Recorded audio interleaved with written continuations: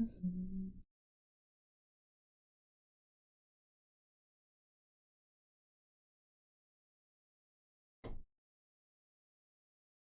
We there? Yes, we are. Good. Let's go. I am unfashionably late again. I'm sorry. Alrighty. 2 hours passed after the date changed. Probably due to sleeping all day, I wasn't tired in the slightest. Deeply seated in the sofa, I tried to take everything off my mind. You had already left. I was alone. So, it was unnecessary to smile. The driving force of the air conditioner was the only sound in the room. I stood up and grabbed the metronome in the corner. The old story I told Mizuki wasn't a lie. I remembered that year. I had changed my mind and asked Santa for a metronome instead of the game I had wanted. It was fun. That's right. It wasn't interesting. It was fun. It felt like I gazed at the metronome's monotonous movement from the day after Christmas until New Year's Eve. I placed my hand on my chest and matched the metronome's movement to my heartbeat.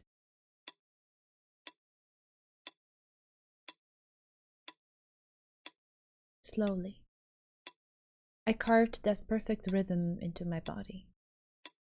Living was an ornament, and people's emotions were delusions. Even so, I would have said it's a good rather than a bad thing that there was no genuine article in the first place. An ornament, a show, a decoration. It was like a metronome. It didn't exist in the realm of nature.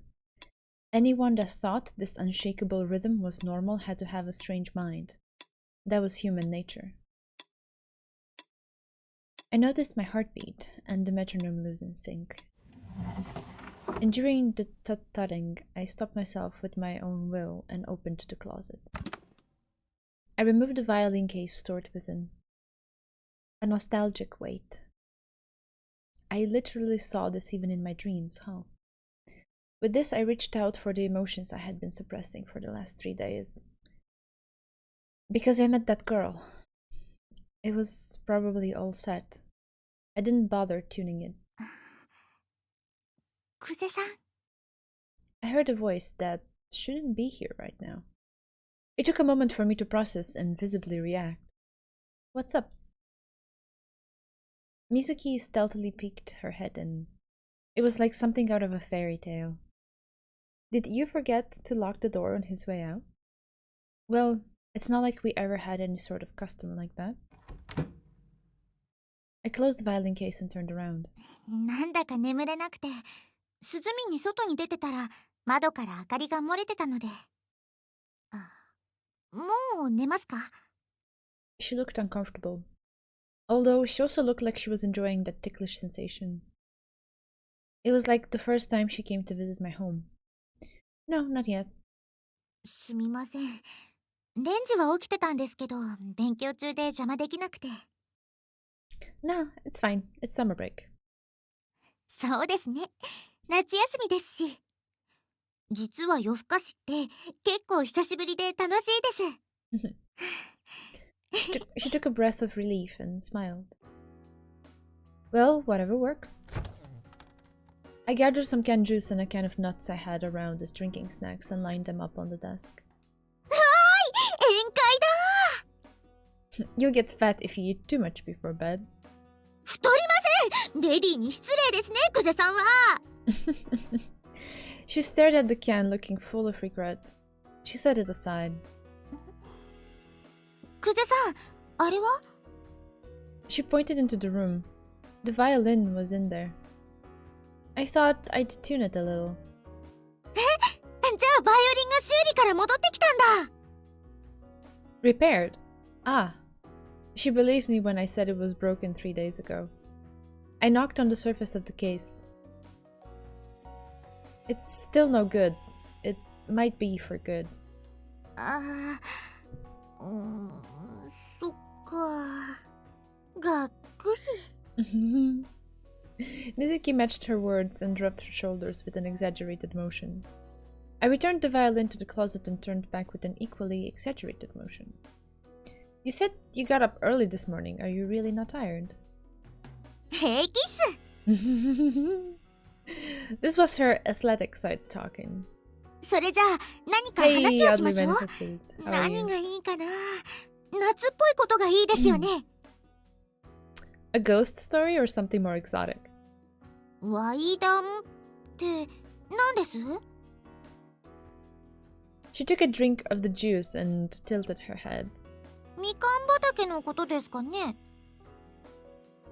I don't know how you thought to make that connection, but you're feigning innocence. かまとと。食べ物の話。 Are you sleep talking? なんかもう失礼もそこまで突き抜けると尊敬しちゃいそうですよね。I found it hard to believe, but she seemed to really not understand. I was trying to make a joke. I scratched my cheek and wondered what I should do. Put simply, something exotic would mean something like love stories. ああ、恋の話ですか。それは確かに夏の夜更かしにはぴったりですね。 Oh, thank you! Oh, you're so kind. You probably, I mean, I don't think you can notice it in the tiny cam, but I tried to incorporate some blue mascara. Don't know how that worked out, but I like it. So, it's the first time I ever use it. Mizuki-chan? はい。 There was a cute atmosphere about her. No, something else was out of place. Was she starting to slur? Come to think of it, her face had been red ever since I returned from putting the violin away. Are you tired? いいえ、全然。バッチリ目が冴えてますけど。 She seemed mysteriously chipper. She had some alcohol.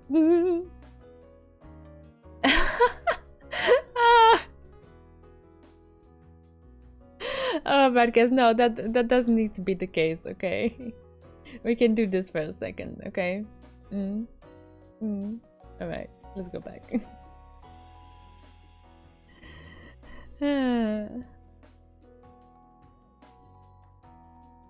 Not that I really had a problem with that reaction. Maybe it was just my imagination. She's had some alcohol. That's my guess. 恋か。いいですよね。 Oh, 好 that's きな人がい cute. る。 Been watching そう too いう much 人って YouTube. 綺麗で憧れます。 Well, I'm happy to break the curse of you know, teasers and making you stay until the end of the video shenanigans. Hey Clinton, what's happening? Did the bot work? I'm really curious. I set up both bots tonight. And the old bot did it. Okay, great. Good to know. Yeah. If there's a second notification, I'm sorry. I just set up both bots because at this point I don't know. I do not know. Alright. She was speaking fine, but did she forget about her diet? She began nibbling at the nuts. Wasn't she acting way too comfortable for a girl that's alone with a guy she'd just met a couple days ago? We're all alone. わお、そのセリフはロマンチックでかっこいい。 This whole situation made me grin without realizing it. I had meant it as a roundabout warning. Certainly, I felt it was a little late, but I felt a little sad she was this relaxed around me. それで、久世さんの恋愛はどうなんですか？ Well, I'm in line with Himura. ああ、なるほど。久世さんが日村さんを好きな気持ちもわかります。私も、ケイ先輩や千尋先輩のためなら。 I clenched my fist. You and I were a joke, but in her case it might be true. Do you not have a boyfriend? Sorry. Hiccups. I tried to be polite, but brought my hand under my chin and smiled. It might be interesting to talk a little with that sort of atmosphere. If I had to guess, this way was more grounded. いませんよ。私は先輩方と比べれば可愛くないし騒がしいし、そういう話は似合いません。 That's so. I think it suits her very well. Like it exudes her own personality. I don't see that there's anything wrong with that. If I considered her appearance and personality, she seemed more popular than some docile kid. Did she just have no opportunities, or did people treat her like some peculiar animal? Nobody has confessed to you at all?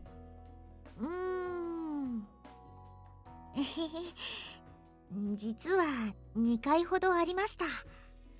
See? でも付き合ったことはないんですよ、やっぱり。You had no interest? She slowly shook her head. わかりません。人を好きになるって難しいです。久世さん、隣に座ってもいいですか？ We're all alone. ええ、いい夜ですわ。She met my joke and smiled sweetly. The speed of her counterattack was astounding. I took a drink of juice and thought about whether it would be alright for her to sit next to me.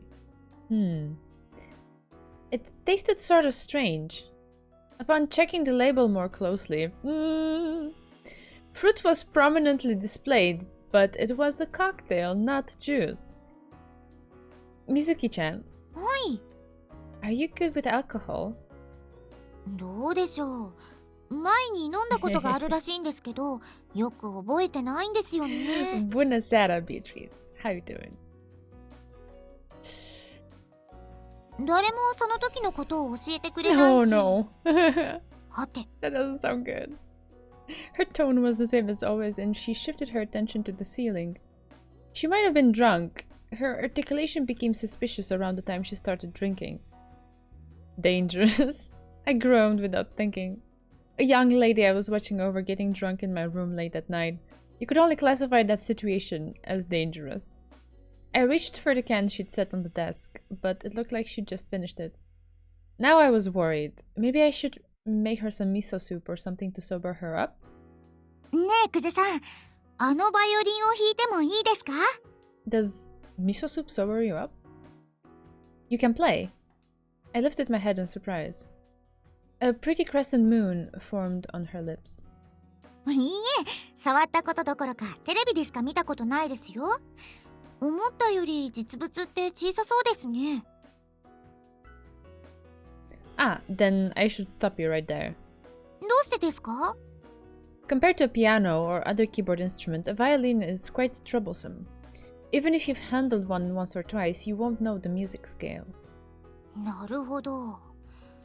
ドとかレとか押しただけじゃ出ないのか。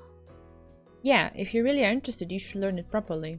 You'll get tired of it if you pick it up half-heartedly from the beginning. そうしましょ For some reason, she nodded satisfied. う。でも、なんだかほんわかしてて気持ちいいですね。久世さんの部屋はまったり空間です。これが大人の魅力？ Nah, it's probably because of the alcohol. I whispered so she wouldn't hear. Even I was in the process of digesting it. I thought I was trying not to take in alcohol anymore either. You should have drank all my reserves, but these cocktails were a blind spot. She suddenly stood up. I wondered what was up. She absent-mindedly looked around the room. She was speaking properly, but were her legs reliable? She spun around counterclockwise, then sat down next to me. 席替えです。 Ah, you wanted to sit next to me. I thought we strayed way off that subject, though. This isn't a very flattering distance, is it? 久世さんは節度と理解と漂白なお兄ちゃんですから。Is that your defense? Before she answered, she yawned cutely and rubbed her eyes. That action was charming and created a suitable atmosphere for someone her age. Oh, I'm sorry if you feel uncomfortable. I just find it cute. She's funny. Are you finally tired? It was almost 3 a.m.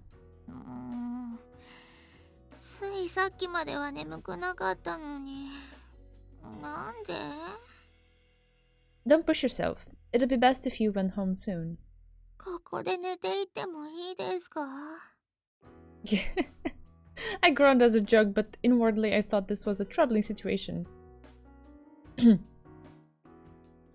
I mean, he is aware of the situation, okay? It was a mistake. a genuine one. He has no bad intentions. It's fine, okay?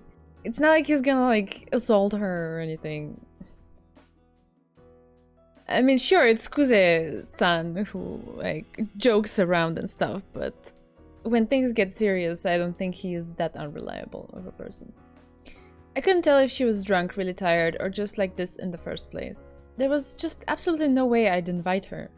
Maybe I should have just carried her back home like a princess or called Renji to take over. In any case, staying over would cause all sorts of problems, so don't. It could cause a huge misunderstanding, and there's a precedent for this. I glanced over at the phone. 久世さん、突然なんですが。What? 私、久世さんに恋しちゃったみたいです。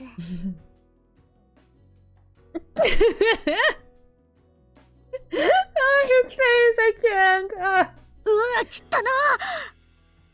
She backed off and patted her clothes off. 何ですか一体。Should you be saying that? What was that murderous thing you just said? もうちょっと真面目に聞いてくださいよ。She regained her position and narrowed her lips. I spat out my drink because I listened to her seriously, though. 昼間ですね。久世さんが寝てる時に CD を聞いたのですよ。For some reason, her eyes were fixed on me. Was it because of the alcohol? クラシックなんて眠たくなるだけかと思ったのに、すごかったです。びっくり桃の木です。Huh. 静かな曲はやっぱり眠くなりますけど、それは気持ちいいから眠くなるわけでして、いいものだと気づきました。それに、いきなりドカーンってなる曲もあるんですよね。かっこよくて背中が震えてチリチリしました。Bang? ジャカジャカすごいやつ。Chaka chaka. Chaka chaka. What was that? Did she listen to a rock or reggae concert? Anyway, I understood well how restricted her emotionally moved vocabulary was. でも、一番びっくりしたのは、クラシックが色っぽかったことなんですよね。Her usual smile suddenly came back. Her tone changed. My face suddenly became hot for whatever reason. I hadn't had alcohol in a while. Was I getting drunk as well? 普通の曲みたいに歌詞とかついてないはずなのに、誰かに耳 There 元 is で the ささ second やかれ bot? ている Okay. と言いますか。Okay, well, excuse the double notification, okay? I wanted to make sure that at least one word. I don't know how to choose between them, though. Which one do I leave?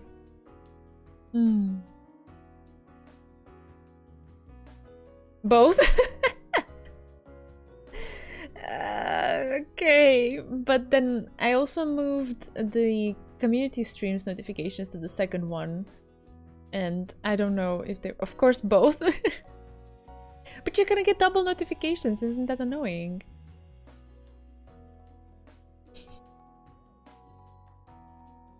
Good, but like I said, I have the community streams only on the second bot, not on the first bot.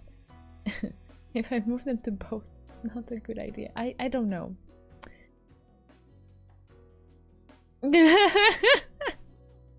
Oh, Clinton.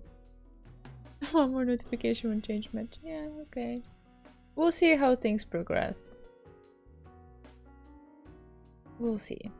I guess I shall move the community streams back to the old one. I don't know which one to conclude as more reliable. Let's leave it like this for Thursday as well, and then we see which bot is more reliable.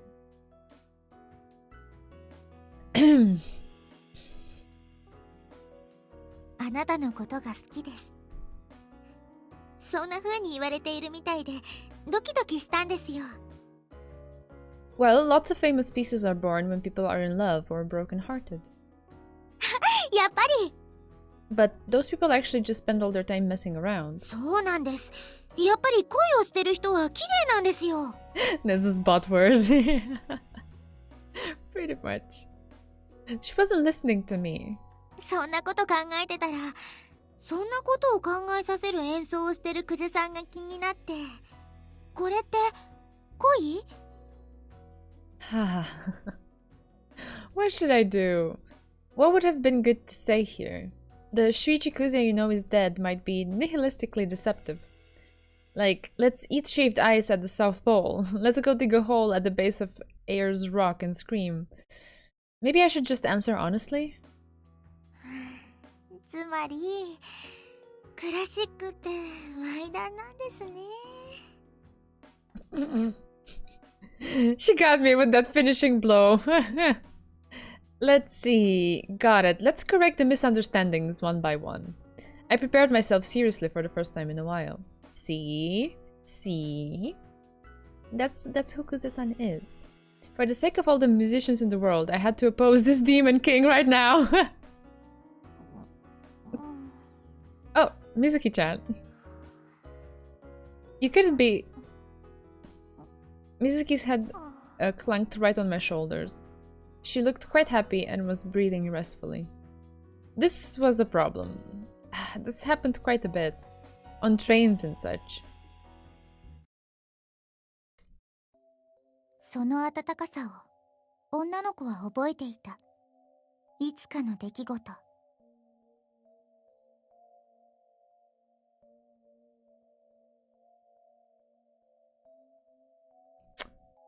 Aww, that's...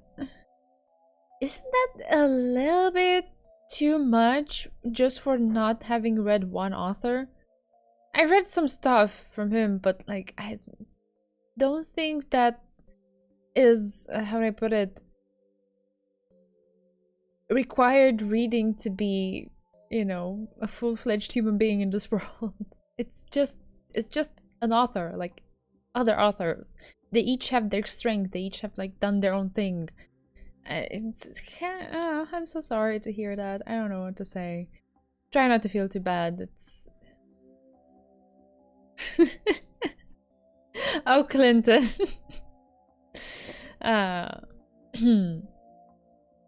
女の子の隣に大きな男の人がいたことがあった。それはずっと昔の話。楽しいお話。悲しいお話。おぼろげな記憶の向こう岸にある風景。Could it be that you are lost? Relax, I'll help you look for her. 男の人が言った。息が白く染まる。寒い日だった。She's very harsh in her opinions. Yeah, it seems so. What did she say when you told her that? とても寒い日だった。だから女の子は無意識に彼の手を取った。それは自分のためではなく、むしろ男の人の方が寂しそうで迷子のようだと思ったから。You don't have to let go. Please, allow me. 力が強くてちょっと痛かった。でも温かい。女の子が彼を見上げる。そして気がつく。お兄ちゃん、泣いてるの？え？男の人が泣いていた。何でもない顔で、自分でも気づかぬ涙を流していた。だから女の子は意志を引き継いだ。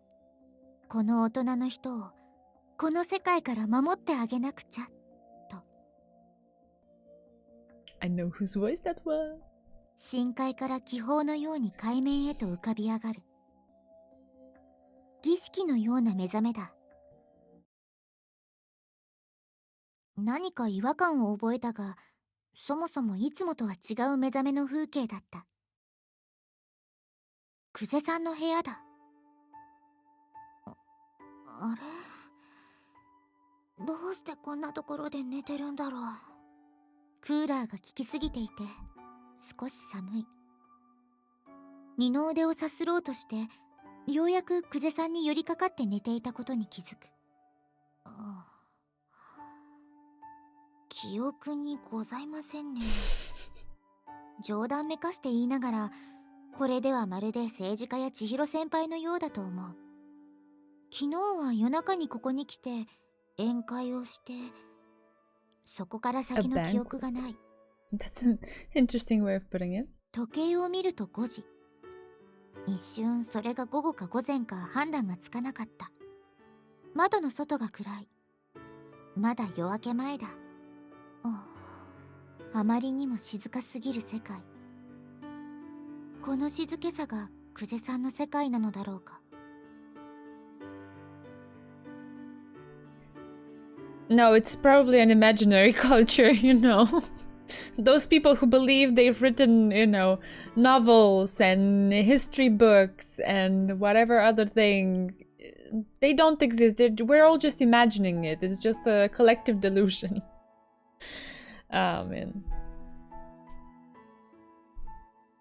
I am all for being open and exploring different types of cultures and of thinking and experimenting with like different authors' works and so on, but I'm also not on the side of like deciding that yes, this is what really counts and this does not. So if you like this, then you're bad, and if you like this, then you're good. Like, who are you to tell me that? Like, everyone should decide for themselves, right?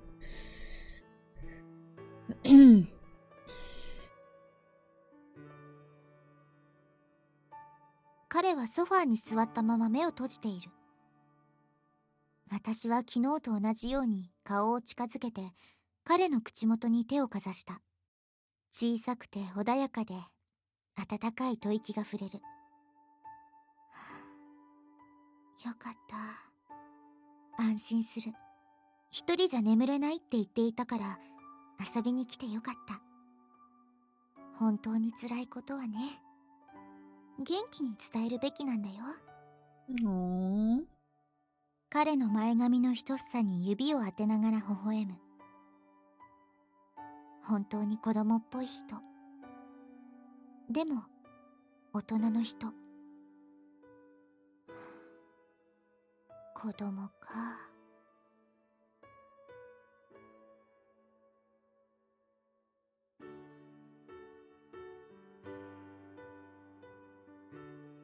隣に座って再び寄りかかる。ここは寒いからもう少しだけこうやって眠っていよう。寒いという感覚と寂しいという感情は似ているから。私はまだ子供だから。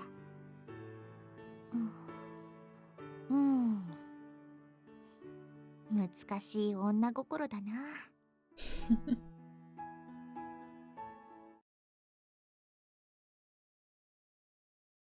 あらあら。I could hear a relaxed voice. まあまあ。I opened my eyes. Sumire put her hand on her cheek and smiled. A heavenly awakening. I felt like I'd done nothing but sleep since yesterday, but this morning thing I hadn't seen in a while was refreshing. Good morning. おはようございます。What's wrong? It'd be rude to stay on the couch, but I didn't feel like moving my body from this relaxed position either. It probably didn't matter much to straighten up for an intruder. いえ、ちょっと。She looked amused. What was so funny? My left arm had fallen asleep. I looked next to me. Mizuki was clutching my arm, sleeping soundly with her mouth half open. And drooling. Don't know if you can tell, but she's drooling. She was way too close to me, but the sense of discomfort hit me too late. I'd fallen asleep myself last night, huh? This is... I wonder what I should do. I nihilistically shrugged my shoulders. どっちを？ What should I do about her or myself? I see. Her viewpoint must have been pretty extreme. And so I'm relieved from my post as of today. I showed my face at the church that afternoon and grinned at you. He looked leisurely as always. バカじゃねえの? He was in perfect form. He looked up at the cross and emitted an aura of silence, like he really didn't want to be spoken to. I arbitrarily explained this morning's event to his back. That's all, over.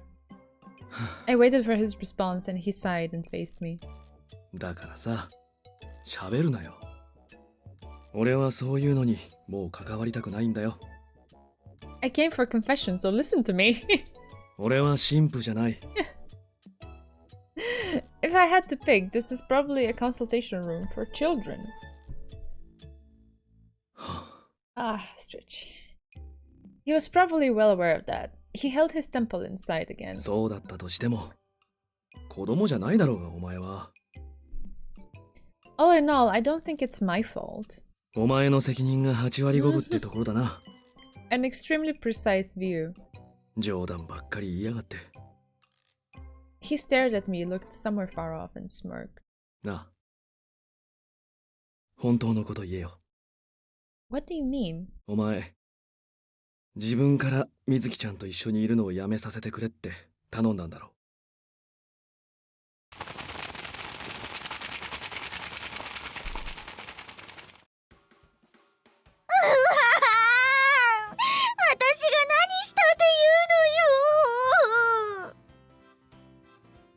それは僕が聞きたいことだよ。No, it's a girl to hear Angie's voice. とぼとぼと隣を歩くレンジがため息をついた。周囲の人たちが何事かと視線を向けてくるが、そんなことは気にならないくらい。ナメクジみたいに黒いオーラがだだ漏れてそう。いきなりお目付け役変更ってなんだかな。レンジはまだいいよ。これで私、あと3日はレンジが学校から帰ってくるまでうちで軟禁生活だよ。自業自得って一体昨日何してたの？いや、全然記憶にないんだよね。気づいたらレンジの部屋で寝ていたのだ。おばさまは笑うだけで詳しい説明はしてくれなかったし。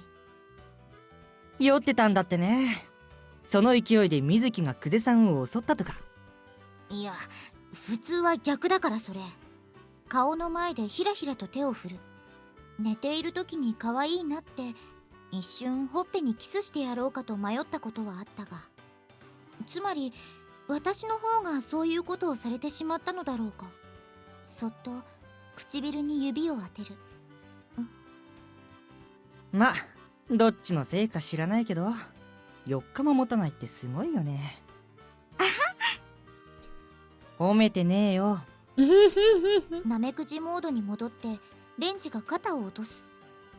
はあ、せっかくの千尋との静かな時間が。結局彼の不機嫌の理由はそこなのだろう。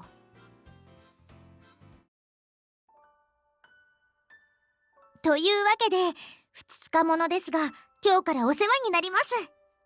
いえいえ。ペコリと千尋先輩も会釈してくれる。表情こそないが言動には心がこもっていて嬉しい。かわいいなあ。持って帰りたいなあ。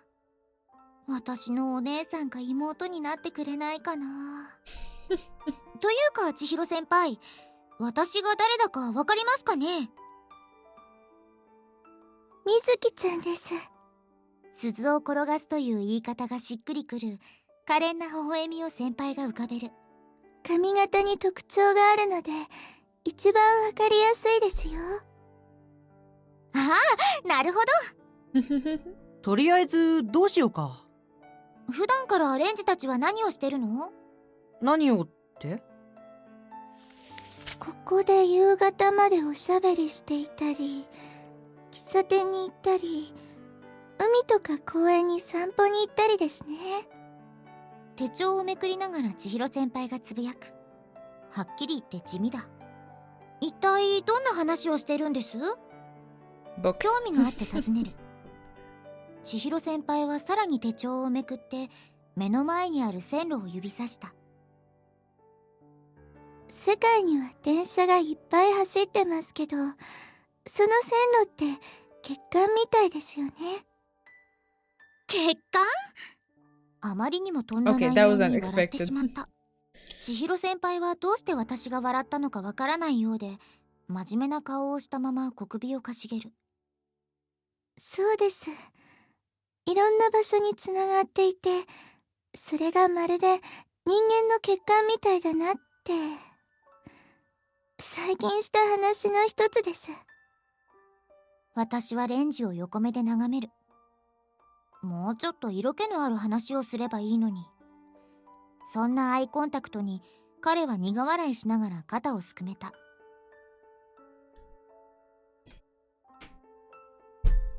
メールというかインターネットもそうだね。世界規模で見れば脳のシナプスみたいだなって。Oh man. I'm Scott. Okay, there we go. I'm free. Jeez. Oh. Sorry about that. そう言われれば。携帯電話も。なるほど。なるほど。と、もう一度つぶやく。やっぱりつながっていたいのですかね。人と人が？世界と。千尋先輩の口から出ると、どんな言葉もすごい意味を持っているように思える。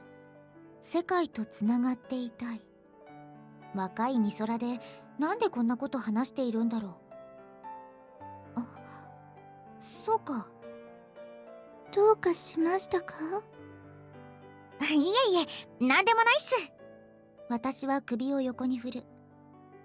そして再びレンジを見た。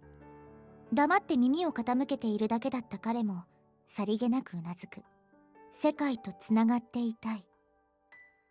それは千尋先輩だからこその言葉なのだ。レンジから聞いていたあの半年前の忘れられた物語を思い出す。何かが頭の片隅で引っかかった。とても些細なものだったが、お魚の小骨が喉に引っかかっているみたいで気持ちが悪い。急に自分にスイッチが入ったのを感じる。ここ1年ほどヒロ先輩とかケイ先輩とかレンジとか誰かが変な質問をしてきた時に入ったスイッチ。視線を動かすとレンジと千尋先輩が何かを楽しそうに話している。だけど音が遠い。セミの鳴き声だけがやけに耳につく。うわんと夏の熱で世界がねじ曲がるような。半年前とは異なる二人の関係。上辺だけで噛み合っていて、実は噛み合っていない。久世さん、唐突にいつか彼が浮かべた千尋先輩のような笑みを思い出した。ソフトクリームにつられてすっかり忘れていた。いや、覚えてはいたんだけど、本人が聞いてほしくなさそうだったから忘れているふりをしていたこと。ずっとずっとすぐそばにいたのに、私と久世さんは噛み合ってなくて、距離が離れて初めて疑問が形になった。ねえ、レンジ、ふわふわと軽い口調で話しかける。どうしたの？久世さんは、レンジやおばさまたちも何を隠してるの？ She's catching on.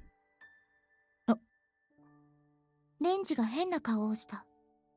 Chihiro also is in on the secret. いや、千尋先輩も微妙に視線をそらした。なんだろう。やっぱりね。今、私じゃなくて、あの人を一人にしちゃいけない気がしたの。久世さんって、溺れてるように見えないかな。一緒にいるのなら、それだけでよかったのに。手が届く場所だったら。でも、海の底に行ってはいけない。あそこは普通の人が生きていける場所じゃないから。久世さんのこと好きなんですか？私の代わりにレンジが声を上げた。千尋先輩が右の瞳だけで私を見つめる。ある人が言ってたそうです。人を好きになるってことはどうしようもないことだって。それはどうしようもないことですか？よくわからない。でもどうしようもなくなりそうで怖いのかな。今なら何かがまだ間に合うような気がした。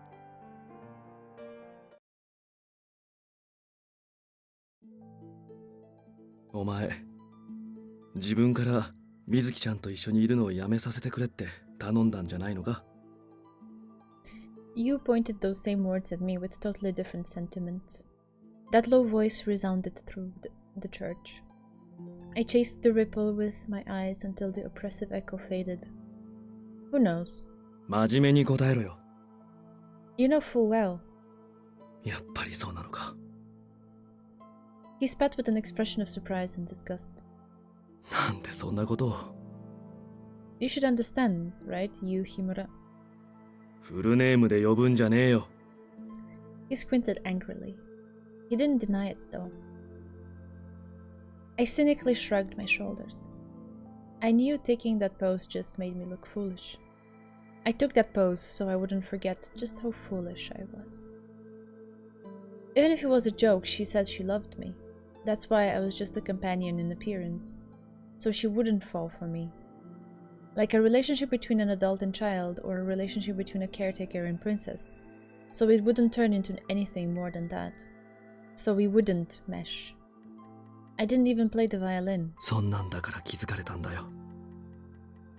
He spoke quietly, like he read my mind. That was right. But it's settled. I have to reset everything completely back to zero. I had to tell myself that.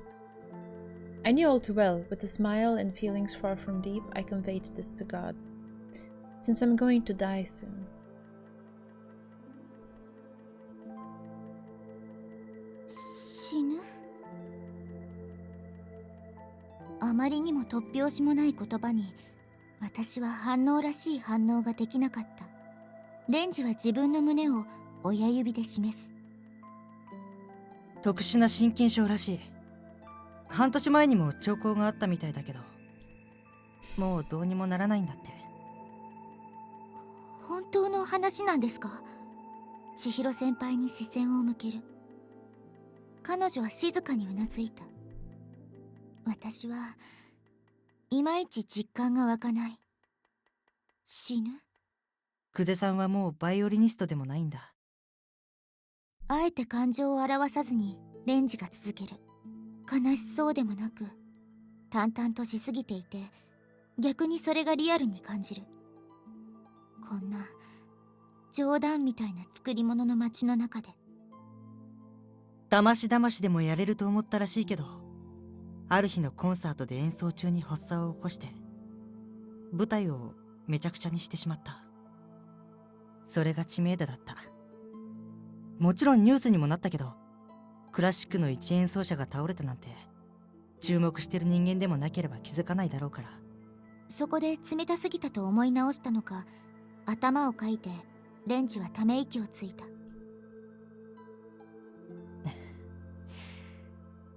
多分ただの旅行で来た水木に教える必要はないと思ったんだ。僕や母さんもだろうけど。そんな状態で私と一緒にいてくれたの？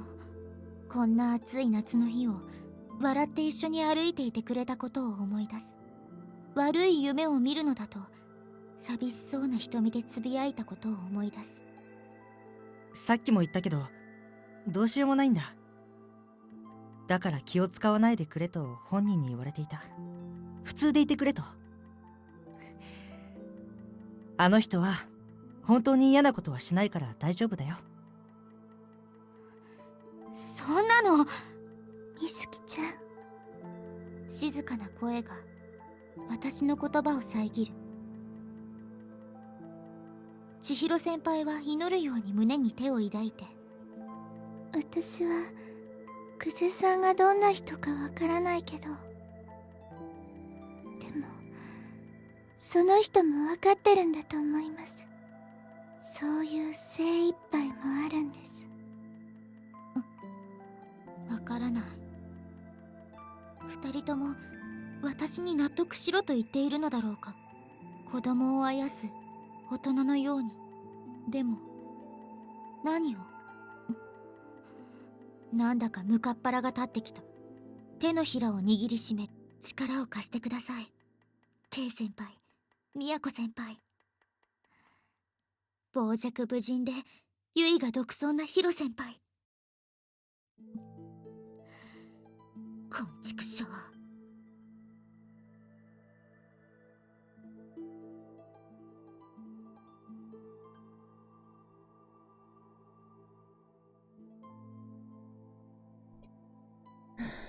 I'm going to settle the last of it tonight. On the verge of leaving, I called out to you. I hadn't come to complain about everything. This was all I wanted to tell him. It was something I'd decided long ago. So I won't be home tonight. You don't have to make an appearance. 本当にやるのか？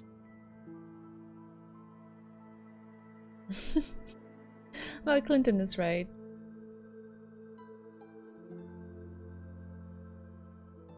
He replied rather lightly despite my expectations.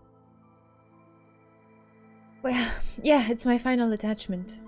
There was a little delay due to the incident with Mizuki. My human relations were almost completely settled. The time to truly end it had come. See ya. なあ、クゼさんよ。 He closed the door I was opening with a thud, with his arm hanging over my shoulder. I turned around surprised. For some reason, Yu had a grand smile. He was looking down at me. For a moment, that smile made me remember the old days when he was a brat. 世の中、そう都合よくお前の思った通りに行くかね。 Huh? I was taken aback. His face. From a distance so close he could kiss me, he didn't look human. He was a demon prince. Are you scheming something? いやいや、俺の希望だよ。 With that, he slowly backed away and let go of the door. And a refreshing smile. グーテライゼ、クゼ。 Oh, I don't know what that means. 私は窓辺に立ってぼんやりとしていた。夜も更けてきたが眠くならない。ずっと物憂げに明日からどうしてくれようかと考えていた。みずきちゃんがダース・ベイダーみたいに黒いオーラを放ってるけど、どうしたの？ Darth Vader. おばさまのささやく声。私ではなくレンジに聞いているのだろう。いや、気にしなくていいから。そっか。じゃあ私は明日も早いし、お風呂入って寝よう。レンジも一緒に入るかな？パス。 Pass. バスってことはお風呂だね。拒否。入りたくなったら途中からでもいいからね。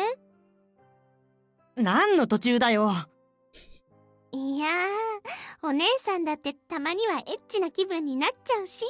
Okay, that's a bit too much of a joke, even from my very accommodating patience. Let's move on. じゃあねー。 Have a nice trip. Okay. Okay, thank you. I didn't know what Raise was. Appreciate it, Peaches. ほのぼのとした親子劇場が幕を閉じる。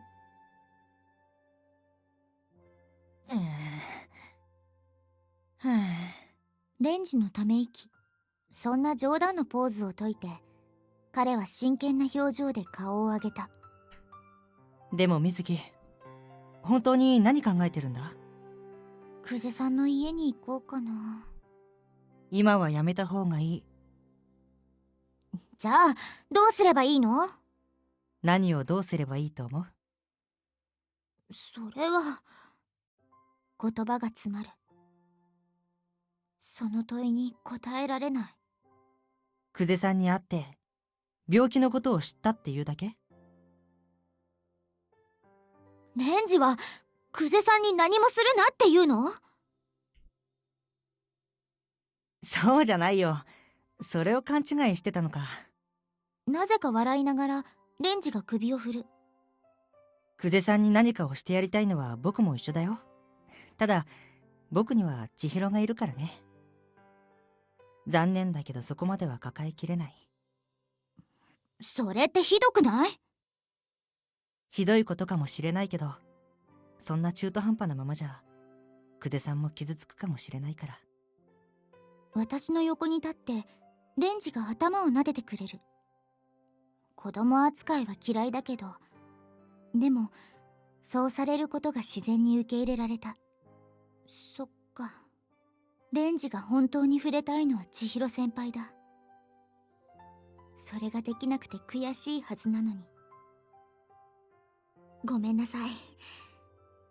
千尋先輩にも謝らなきゃ。何を？二人とも何もするなって言ってるのかと思ってた。しょんぼり。口にしなきゃバレなかったのに。でもちゃんと。え？うわ、髪を優しく撫でてるよ。千尋ちゃんに言っちゃおうかな。いきなり出てくるなよ。バッとレンジが振り向くが、おばさまは笑い声を残して再び姿を消していた。さすがだ。まったく。おばさまも気を使ってるんだと思うよ。私もニヒヒと笑ってレンジを見上げた。あの人が何を考えてるかなんて。そこで電話が鳴った。こんな時間に誰だろつぶやきながらレンジが電話に向かって歩いていった。私は時計を見る。もうすぐ23時。世間的には非常識かどうかどっちつかずな時間だ。う。あ、どうも。レンジが驚いている。久世さんからかと一瞬考えたけど、お隣に住んでいて電話も何もないだろう。はい。え？いますけど。なんだろう。顔を向けた私とレンジの視線がぶつかった。彼は保留ボタンを押して受話器を置くと、肩をすくめて手を広げた。うちのお母さんから？いや、日村さんが水木に話があるって。日村さん？あまりにも意外な相手に私も驚く。ペタペタと電話のそばに立って受話器を持ち上げた。こんばんは。こんばんは。夜遅くにすまないね。いえ、構いませんけど、私に用事って何でしょうか？突然だけど、久世のバイオリンを聴いてみたいかい？はい？本当に唐突な話題だった。もし聞きたいなら、今から海へ行くといいよ。海？海？私の声を漏れ聞いたレンジが重ねる。何ですかそれ？レンジには聞こえないように小声で返す。詳しい話はできないが、最後のチャンスかもしれなくて、君にだけは伝えた方がいいだろうと思ってさ。私にだけ？賭けだよ。本当は干渉しないのが俺の主義なんだけどね。電話越しだけど、日村さんが子供っぽく笑っているのが分かった。行くかどうかは任せる。おやすみ。返事も待たず、電話は切れてしまった。私は受話器を置いて、もう一度時計を見た。水木、日村さんは何て言ってた？海？久世さんのバイオリンを聴きに海に行く。水木。何気なくレンジに笑いかける。海って何のことだよ。ああ、日村さんがぜひ私の水着姿を見たいから一緒に海に遊びに行かないかって。とっさに嘘が口をついて出た。今から海に行くだなんて言ったら絶対に止められるから。嘘だ。嘘じゃないもん。お前、あの日村さんがあの顔でそんなこと言うところを想像してみろよ。He's right though. 君の水着姿が見たいから一緒に海に出かけよう出かけよう出かけよう出かけよう出かけよう出かけよう The echo! Oh my god, I can't! I can't! Oh my...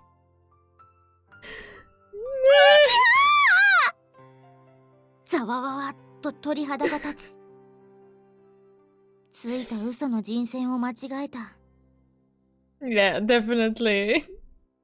一体何する気なんだ、水木。あー、それがどうしよう。絶対にどうにもならないというか、マークを固くしてしまった気もする。仕方ない。奥の手だ。奥の手？私は大きく息を吸って家の奥に向かって声を上げた。おばさま、レンジが一緒にお風呂入りたいって。うわ、お前そんな。本当？ズザーっと居間におばさまが滑り込んできた。Sumire and Aki would make a great couple, yes. But, you know, finally it has a sort of use, I guess. というか、まだお風呂に入っていなかったことが気にはなるんですけど。ちょっと！慌てて逃げようとしたレンジだが、珍獣よろしく捕獲された。大丈夫。最初は怖いかもしれないけど、慣れれば平気だから。慣れるって何が？水木、お前。達者でな。ずるずると引きずられていくレンジを笑顔で見送ってあげた。さて、気合を入れる。今度こそ本気で怒られるだろうけど、それでも行かなくてはならない。いざ海へ。 What on earth am I witnessing? I don't know. That's very awkward. I do not agree with that course of events, but let's just say she found a way to get out of the house, okay? That was the point. Moving on, this is important. Let's go. It was currently summer. I felt keen standing by the shore. I spaced out and gazed at the ocean for a good 10 minutes. It won't sound very good in this humidity. That was a problem, but what could you do? This was an appropriate stage. What came from the ocean should return to the ocean. I took the violin out of its case and got it ready. Goodbye. I tried to play an A to check the tuning. No problem. I took 2 deep breaths. And I threw the switch in my mind. Words were no longer necessary. It was a recital just for me. I began with the first etude a beginner would learn. The first tune I ever played. I think I want the musical just a little bit. Maybe just a little bit. Just for the scene. There we go. I remembered the metronome that had accompanied me. The distant past. A fairy tale from the far too distant past. To continue, I enjoyed playing this gentle piece. It was by all rights just noise with its long deep notes. I played to the tempo of the waves. I had become familiar with the sensation in my fingers. To ensure I could put vigor into it, I began playing without my usual preparations. A fever akin to sexual excitement dwelled in my body. My 5 fingers passed that sensation on as they ran the bow. つまりクラシックって毎段なんですね。 She was exactly right. My smile overflowed. Afterward, I continued playing as many tunes as I could remember. The eras, composers, styles, and tastes were totally unrelated. I couldn't play everything I knew without a score, but I played my own accompaniment as much as my fingers would allow. It was fun improvising the orchestra and other essential accompaniment. Classical music alone wasn't enough. I had played a few jazz songs with some comrades in some performances. I played the No song Renji had bugged me about, some pop, an anime arrangement. The world rolled around like Othello as I played. I didn't know the name of this one. No, I didn't know if this was a musical piece to begin with. I was certainly playing music from another world. Now, it was difficult to think anymore. All the same, just like this.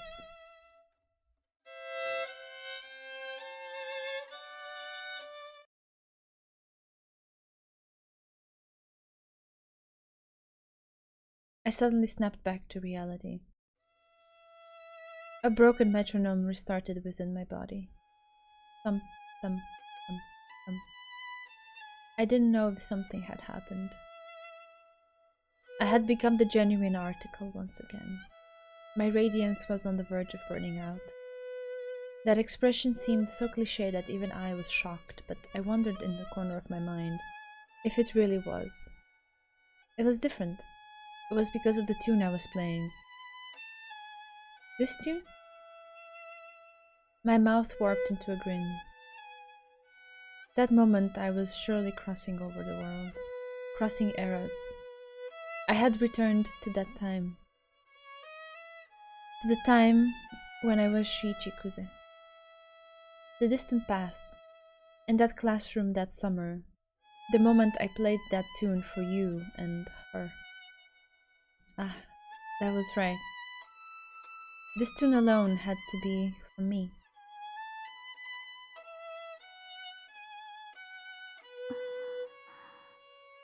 "私は離れた位置から久世さんの演奏を耳にしていた。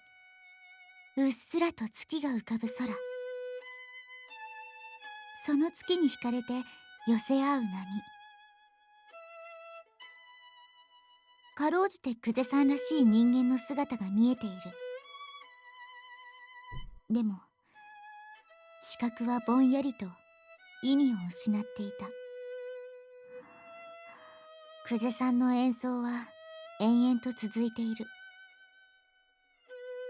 ずっとずっと、まるでマジシャンが虚空からカードを取り出すように驚くべきペースで次々と新しい曲が現れる。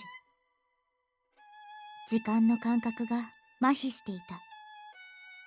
こんなに長時間ここにいることになるとは思わなかった。足が痛んだが、自分の絹ずれすら雑音としか思えず、動くことが許されない。海にいるという事実すら忘れて聞き惚れた。耳を傾けざるを得なかった。偽物の街にいる本物の魔術師。しかし残された時間が少ないことは久世さんも分かっているはずだ。水平線の先がかすかに明るくなってきている。夜明けが近い。そして突然演奏が止まった。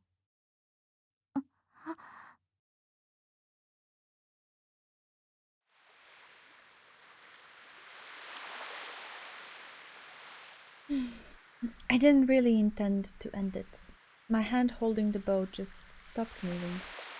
Blood rose to my head. There was a feverish throbbing in my mind. In spite of my own body, I tried to move my arm several times, but the bow and instrument fell from my shoulder against my will. Of course. I took a deep breath and cooled myself from the inside out. No matter which path you take, it has to come to an end, eventually. How many hours had I been performing without a single break? My arms were shaking. My elbows were stiff. I had no interest in what would become of me, but my fingertips were crying in pain. Were they swelling? I might even have some internal bleeding. This wouldn't normally happen. I put too much strength into it. I'm unsightly.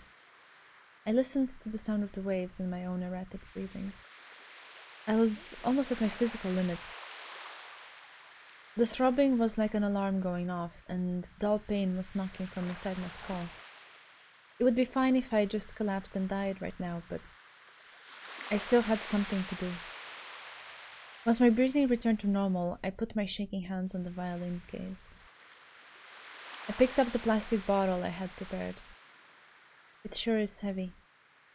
The colorless liquid it was filled with carried a weight different from drinking water. Some curious emotions welled up as I removed the cap. It was shrouded in the volatile odor of gasoline. I was a little hesitant to decide which I should douse it on. The violin case it was. Though I'd pictured this many times, I was unexpectedly hesitant, but I got the process straight. I stood perfectly still, surrounded by that nausea-inducing smell. I thrust my hands into my pockets, and I pulled out a cigarette and a lighter. The cigarette went in my mouth. It was damp from my sweat and the ocean breeze. I lit it, took in one deep puff, and blew out a trail of white smoke. Unappetizing as always, sputtering meaningless things, and then I dropped the cigarette on top of the violin case. It burst into flames. A reproduction of the flames that once reduced Ottawa to ash. It was annoying to watch it to the end. I looked out at the ocean just once. It was still dark, meaningless. There was no relief now that it was over. My clothes were sticking, and I was horribly fatigued. It was probably time to go home. Yeah, time to go already. When I tried to leave the coast and turned around, footsteps emerged from the dark night. The sand scattered as she ran past me.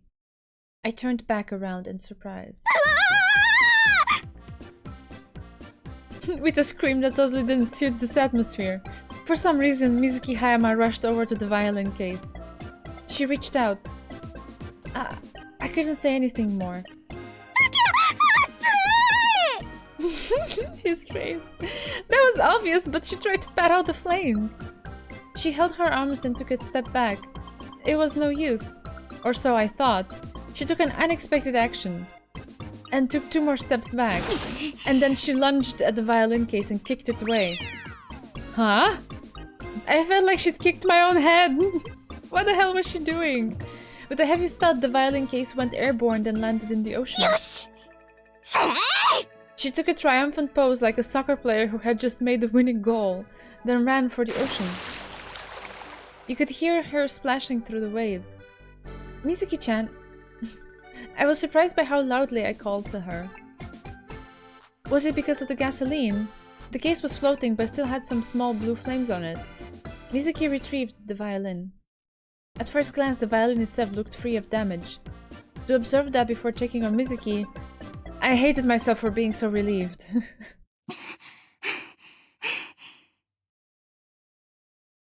I rushed over to the beach as the tottering girls returned to the same place.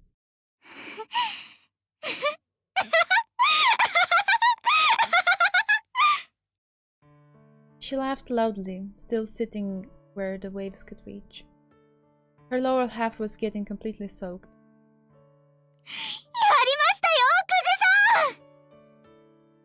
Don't worry about that, show me your hands. My heart was beating incredibly fast. She kept smiling and hugging the violin to her chest. She wouldn't show me her hands. There was a strange tension. She might have been burned. Show me your hands, I shouted. She just shook her head.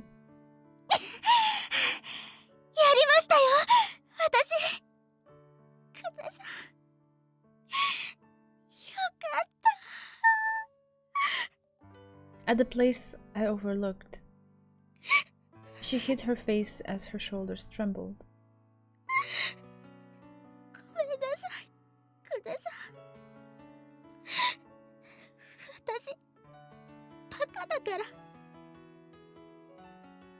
Why was she crying? She must have found out about my illness.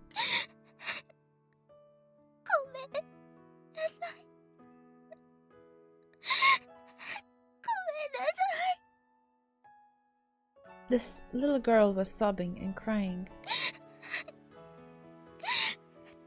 怖いのはわかります。わかるんです。そんなのどうしようもないけど。でも、怒るなら私だけにしてください。バイオリンだけはやめてください。これはクゼさんそのものなんですよ。ダメですよ。She frantically protected that violin as she cried. My chest hurt. It hurt. An impossible pain. I thought I might be having a spasm, but my chest was jarring, but my body was filling with an astonishing amount of peace. The pain in my chest wasn't something material.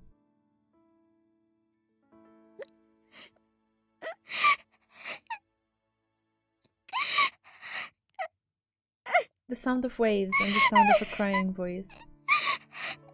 Aww. I'm sorry, Beatrice, but to me this is one of the most beautiful scenes that I have ever had to experience. Because of the metaphor in it, that he was trying to... Like she said... wait, she's just crying too much. Let's go to a point where she's not crying anymore. Right, so the sound of waves and the sound of a crying voice. That was all there was to be heard. She tried to burn himself away, to like, the thing that was his, like, symbolic of everything that he meant, like inside of him. He was just trying to burn it away in an effort to be like, okay, I'm just gonna set things straight, I'm gonna turn everything to ash and then wait for death. Which is, it's wrong. I know it can be incredibly, I don't even know what the word proper is to use in this context, but it must be incredibly demoralizing to like not to know exactly when your future should end, and it's human to feel like giving up, but like she like burst into his life like a ray of sunshine and be like, no, there's still things to be enjoyed, and most of all, you cannot give up on yourself. You can't. And to me, the scene is symbolic of that, and I love it for that very thing. It's okay if you don't feel the same. I just, you know, that's what I see in it. That's why I like it. I came back to my senses completely. It's alright. I quietly called out to her. Everything is alright now. And dawn broke.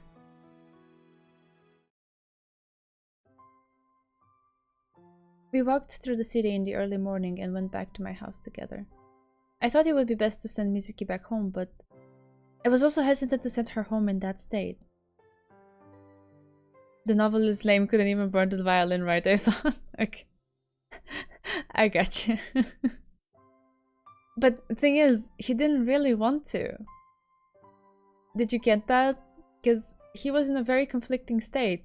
That he was trying to do that, to give up on everything and just wait for his death, but he didn't actually want to do it.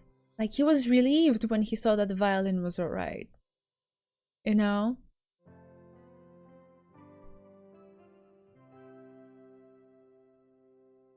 Troublesome. I was sitting on the sofa resting my chin as usual. Mizuki was in the middle of taking a shower. Her clothes dried on the way back for the most part, but her legs and hair were still covered in sand. It wasn't really something to be concerned over, but I was aware this was a bad situation all the same. She popped her head out from the hallway unexpectedly. Did the shower calm her down? She'd regained her usual composure. We probably both had. What's wrong? 申し訳ないのですが、袋を1枚いただければと。A bag? What was she going to use that for? I walked to the closet in confusion. I've got various sizes, does it matter? 中身が透けないやつだと嬉しいのですが。Ah, got it. Her clothing was mostly dry, but her underwear was probably still wet. I glanced down suddenly at her waist. In other words, she wasn't wearing any? Dude, what you thinking about? That might be kind of nice. Dude. ありがとうございます。 She took the bag from me, cheeks red, and retreated back to the bathroom. I couldn't calm down. We had just been joking about being siblings the other day, too. Her characteristic pitter-patter looped back around. それでは葉山みずきは怒られてきます。 Oh, you snuck out without permission again? それもあるし、そうじゃなくて、いろいろありまして。 Huh? 私の事情なんで気にしないでください。 It's probably my fault, though. I scratched my head and sighed. This time I ought to go apologize to Sumire seriously. 久世さんは困った顔が可愛いですね。 Being troubled is my strong point. それではまた。 See ya. We both need to catch up on sleep, so maybe tomorrow? Yes, she smiled and bowed. She began to walk towards the door.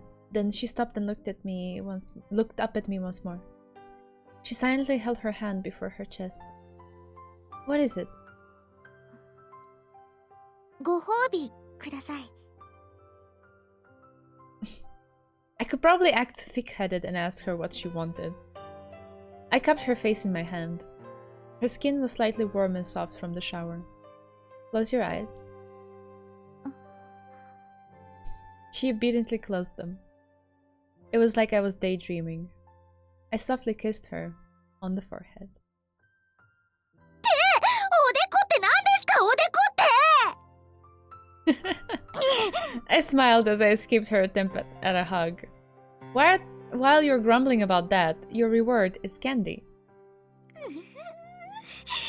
子供扱いしないでください。 She patted her forehead and turned the other way. Her bright red face was very cute despite the sulking. I leaned over and drew near the nape of her neck. Her shoulders trembled as she cried out in a strange voice. You smell nice. Was she angry or happy? Maybe she was just shy. Her hesitant look was really charming. I slowly smiled. I earnestly bowed from the bottom of my heart. Thank you for today.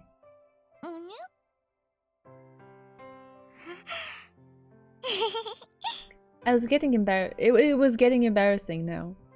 それじゃあ久世さん、See you! She left with her characteristic pitter-patter and closed the door with a bang. She was like a storm. Left all alone, I just stood there. The sun was brimming the whole way back from the beach. The weather was nice. Well then. I put the violin in its backup case. It wasn't fundamentally broken, but I would have to send it out to be repaired later. I surveyed the room. I plugged the adapter coming from the stereo into the power socket. And I grabbed a beer from the fridge and drank. The cool feel of metal and bitter taste as it went down my throat was a polar opposite to her own flavor. Like so, I tried to reconstitute the things I had abstained from one by one. Nothing in the world had changed. There shouldn't have been anything remaining in this room once I said farewell to music, and yet the smell of the violin and that girl remained. Oh man. A smile finally overcame me. I couldn't hold it in anymore and burst out laughing. I was still alive. Whether that was lucky or not, I had no idea. For now, it's the beginning of the second movement. 家に戻ると、おばさまが今のソファーに座っていた。思わず足がすくむ。自分がどんな顔をしているのかよくわからない。ちゃんと笑えているだろうか。それとも怒られることを気にしておどおどしていればいいのだろうか。久世さんの家を出るときにはもう緊張感を維持できなくなっていた。迷っているうちにおばさまが立ち上がって近づいてくる。おはよう。穏やかな笑みを向けられる。おばさまは怒らない。なんとなくそんな気はしていた。ごめんなさい。2日連続だったけど、まあいいかな。久世さんと一緒だったんでしょ。多分勘違いされているのだろう。よかった。私は苦笑いを浮かべてうなずく。はい、ずっとバイオリンを聴かせてもらってたんです。あらあら。ごめんなさい。別に変なことしてたんじゃないけど、徹夜でもう眠くて。お風呂かご飯は？いえ、とりあえず寝ます。みずきちゃん？初めておばさまが緊張した声を漏らした。私は笑顔を崩さない。何ですか？何か大丈夫？眠くてヘトヘトなんです。私は同じ言葉を繰り返した。おやすみなさい。何かを聞かれる前に部屋に向かった。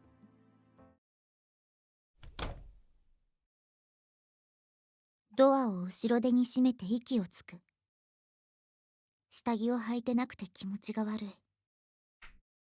私は服をすべて脱ぎ捨てて布団に潜り込んだ。頭まですっぽりとシーツをかぶって体を丸める。ぐっとまぶたを閉じる。これでよかったんだ。知らずつぶやきが漏れた。久世さんの演奏は綺麗だった。バイオリンを失うことがなくてよかった。キスも唇じゃなかったけど初めてだった。嬉しいことがいっぱいあった。だけど私の心には波が立ち始めていた。小さなさざ波だったけれど、海底で白い花が揺れるには十分な波だった。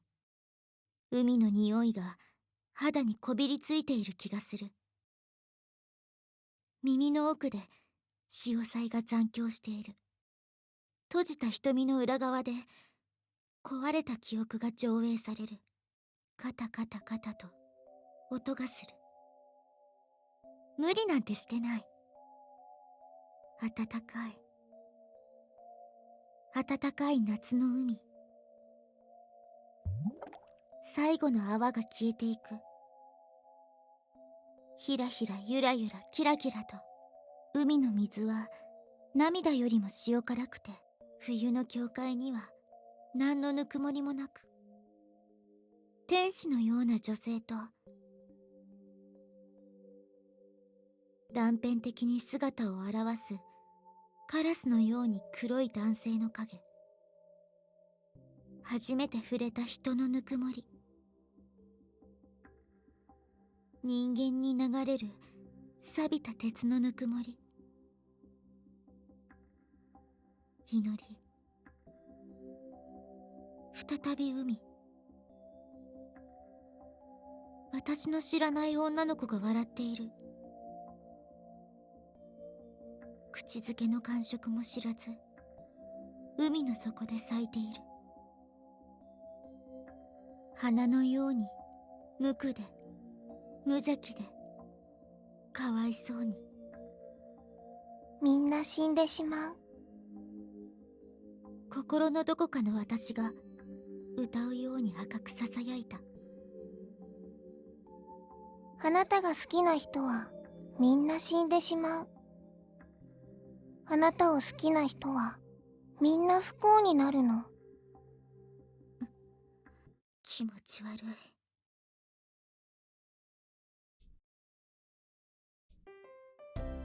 こんにちは。 Oh, Mizuki hadn't come even after noontime, so I showed my face at the Aso household. Renji was the one to greet me. Why are you here? What day is it? 今日は驚いていいですよ。平日ですから。I grinned somewhat bitterly at his joke. 実は水木が風邪をひいたもので自主休校です。 Oh, so she has two caretakers now. 上がりますか、1号さん。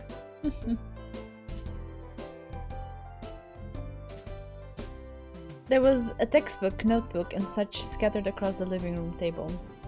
Let maybe remember a nostalgic spectacle. It happened in the winter. I was with you and those girls. The four of us had a busy little study group. It felt so far away. I could no longer get that back. An incredibly precious memory. You're studying? あさってからテストなんです。自主的な休みって意外と勉強がはかどりますね。 Placebo effect. 嫌なこと言わないでくださいよ。That reminds me, have a present. I handed him the box dangling from my hand. I thought Mizuki might like it, but let's just make it a get well gift and eat it all together. ソフトクリームですかね。ちょうどいいかな。He could probably feel the cold sensation of the dry ice through the box. He stored it away in the freezer. Is her cold bad? いえ、熱があるのと気持ち悪いってだけで、あとは特に。今は薬を飲んで寝てます。Can I go see her? She's in your room, right? 別にいいですけど、5分前に見た時も寝てましたよ。Gotcha. I nodded and walked up. It wasn't really that I didn't believe him, but I wanted to confirm it with my own eyes. I opened the door, trying not to make a sound. There was one small bulge in the bed. She was facing the wall, so I couldn't see her face. I was relieved to hear her breathing more soundly than I had pictured. It may have been summer, but standing in the ocean breeze all night couldn't have been good for her body. I was completely angry at myself. It was all my fault. However, I couldn't act that way here. I brought my hand to my chest and dedicated myself to keeping cool. Even a child wouldn't overreact this much. I squeezed my fist so hard that my fingers ached. Take your time and rest today. I didn't want to wake her, so I left it at that. When you get better, I'll treat you to soft serve again. I gently left her side.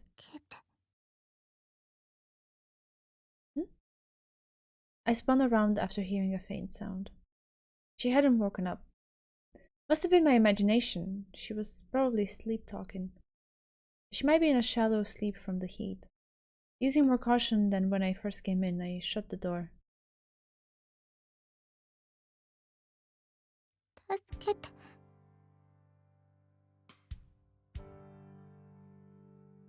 She seems alright. 大丈夫でしょうね。Renji responded buoyantly as he took a study break. Yes, it was a common cold, so there was no need to worry about it too much. This only irritated me. It had been a long time since I had expressed such emotion. By the way, did you tell Mizuki about me? すみません。I'm not hiding it, so it's no big deal. I extended my left hand loosely and smiled. I'd say it had been a good few years of avoiding drinking, smoking, eating an unbalanced diet, and excessive motion. But as expected, my heart had to give out eventually. Sooner or later, I wouldn't even be able to leave the house like this. I suddenly gazed out the window. The world was beautiful. That's why I was indecisive at times. 僕も聞きたかったんですけど、昨日は何をしてたんです？ Well, it would be hard to explain. I tried to burn my violin. え？ああ。It took him a second, but Renji shook his head and pressed for more. It was the last time, so I played all night. When I set it on fire, Mizuki ran in and kicked it away. は？何を？ Renji lifted his head with an idiotic expression. I probably made the same face last night. It was a serious story, but I just spat it out. The violin. It was in its case, though. めちゃくちゃだ。壊れませんでした？ No idea. I was setting it on fire either way, and it can be fixed. 直すんですね。He seemed to have sensed my change of heart.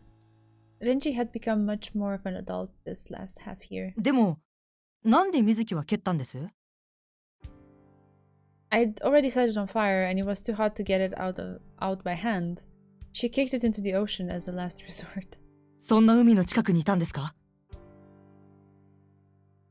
She did. I was surprised by how serious he sounded. Did he not realize how out of the loop I was? He squinted and looked away. 別に今の水木には関係ないんだろうけど。Now that you mention it, Sumire also said not to go to the ocean with her.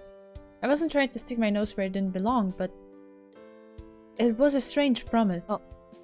ええ、 In a fluster, he nodded and the atmosphere returned to normal. 言っちゃダメというか、いろいろありまして。水木のおばさんがそれだけはダメだって決まり事にしてるらしいんです。She wouldn't really go that far just because she can't swim or something. まあ。I don't want to ask the unreasonable. I was so bad at wording things. However, Renji kept looking me in the eye and flexing his grip. He had a habit of doing that whenever he was thinking about something. Eventually, he left his fist closed. 久世さんと一緒なんですよ。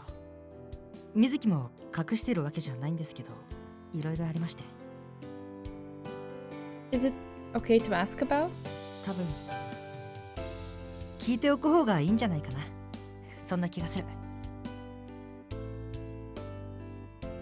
He said that with a somewhat distant gaze. 水木は養子なんですよ。She's adopted. That was totally unexpected. そうありえない話じゃないと思うんですけどね。僕はそれが普通で育ったからかもしれませんが。I'm surprised, but yeah, I suppose. If I considered recent times, it didn't really fit the shocking truth. Ottawa did get caught in that great fire in the past. I was quite familiar with stories of people losing family members or relatives gathering together. You, her, and some other old friends' faces came to mind. It was probably nothing to be surprised about. So, does Mizuki know she's adopted? ええ、もちろん本人から進んで言いふらしたりはしてないみたいだから、知ってる人もいないでしょうけど。Well, yeah. That just produced another question. How is that connected with the ocean? 水木自身には繋がらないんですけど。いや、水木の話ではあるんですが。Is that a riddle? 違いますよ。He grinned and scratched his head. 私も聞いていい？ Neither of us saw her coming. We turned around in a rush. 水木。おはようございます。She was standing in front of the door. I was going to ask her if she was alright, but from a single glance, her complexion spoke otherwise. She didn't seem to have hidden on purpose. Even though she was right in front of me, she seemed different from usual, so she was very inconspicuous. You need to get some sleep. 水を飲みに来ただけなんですけど。気になって、これじゃ寝れないですよ。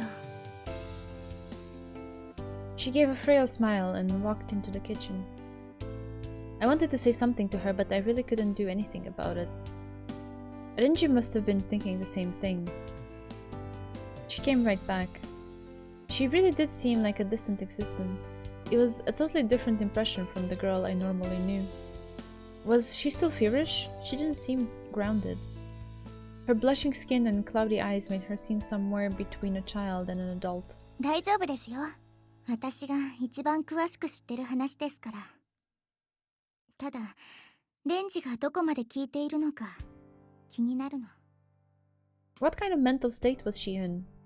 She stood along the wall and smiled faintly towards me. I was about to invite her to sit on the sofa, but if I did, she'd inevitably be in the center, so I stayed silent. あんまり重くしたくないから軽く話すよ。Renji spoke as though he was resolved. He was speaking to himself more than to us. Mizuki inevitably left my field of vision as I stared at our storyteller. 葉山家が養子を引き取った理由は子供ができなかったとかじゃなくて、Okay. 子供が死んだからなんです。I did not remember this part at all. I don't know if it was in the anime or if I just forgot it. But yeah, this is only just now connecting in my mind. 彼女はおとなしくて綺麗な子でした。ちょっと美化しているかもしれないけど、 And now this makes sense. 僕の初恋の相手でした。The girl in his dreams. First love. 初恋。そういうところにだけ反応するのやめてください。With an out of place groan, Renji sighed and straightened himself up. ずっと昔、僕と水木の家族で海水浴に行ったんですよ。私のことじゃない。She added that on with no emotion. ああ、ええ。つまり名前が同じなんです。死んでしまったあの子は。Having the same name is what tripped me up as well. 水の姫と書いて水木って言うんです。 Ah, and hers is written with the katakana only. Okay. Essentially, they sounded like they were the same person. There was a lot on my mind, but I listened to him tell the story first. 名前負けして泳げなかったくせに、水木は浮き輪に腰掛けてプカプカと浮いているだけで喜んでました。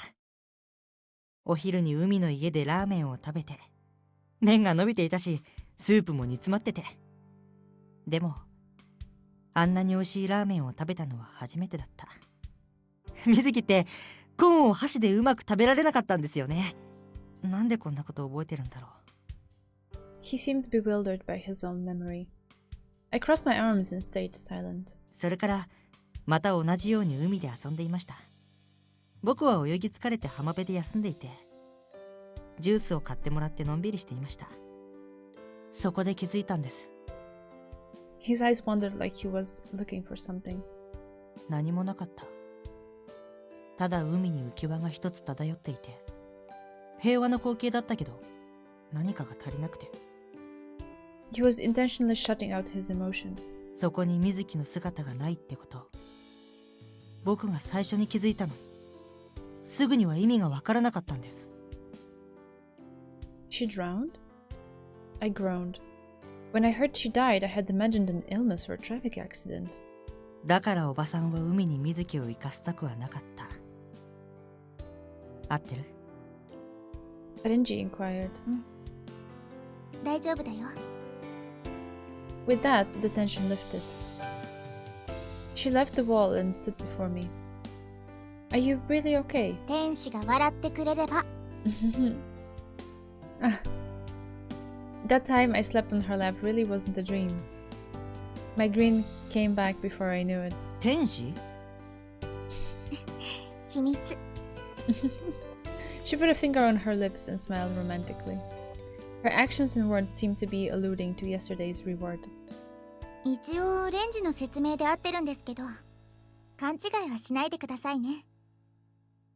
She looked only at me. その話はみずきちゃんの話であって、私のことじゃないんです。ちゃんとお母さんからこの話を聞いたの。名前は確かに一緒だけど、それは身代わりとかじゃなくて、自分の子供と同じように愛する決意だって。The part of the girl she took the place of, like the actual child of Renji's aunt who drowned. I do have some faint memory of him having the same kind of like recollections at the train tracks about a little girl, but I just didn't stick into my mind the backstory. The child of Renji's aunt, yes. If it wasn't the anime, it didn't stick into my mind, right? Because Mizuki is his cousin, but she's not actually the biological child of Renji's aunt. She's adopted, right? Well, the aunt is not in the story, but Mizuki is his cousin, so he must have an aunt whose child Mizuki is. But to be fair, I also had like no recollection of them being cousins, which should have been there. I don't know. I will rewatch it anyway, so I will figure it out. It's just these things, I really did not have them in my mind at all, so for me this is somewhat new, but at the same time it has some sort of hint of like, oh, I might have heard this before, but that it's just a faint hint of it. The cousin is there, okay. Alright, so that was just me forgetting. Like, yeah. I know there was some relation there, because otherwise she wouldn't have stayed over at his house. I just didn't remember it specifically. But yeah, his aunt had a child, a girl, whose name was also Mizuki, but was written differently with kanji. Apparently her name is written just with katakana. and she drowned.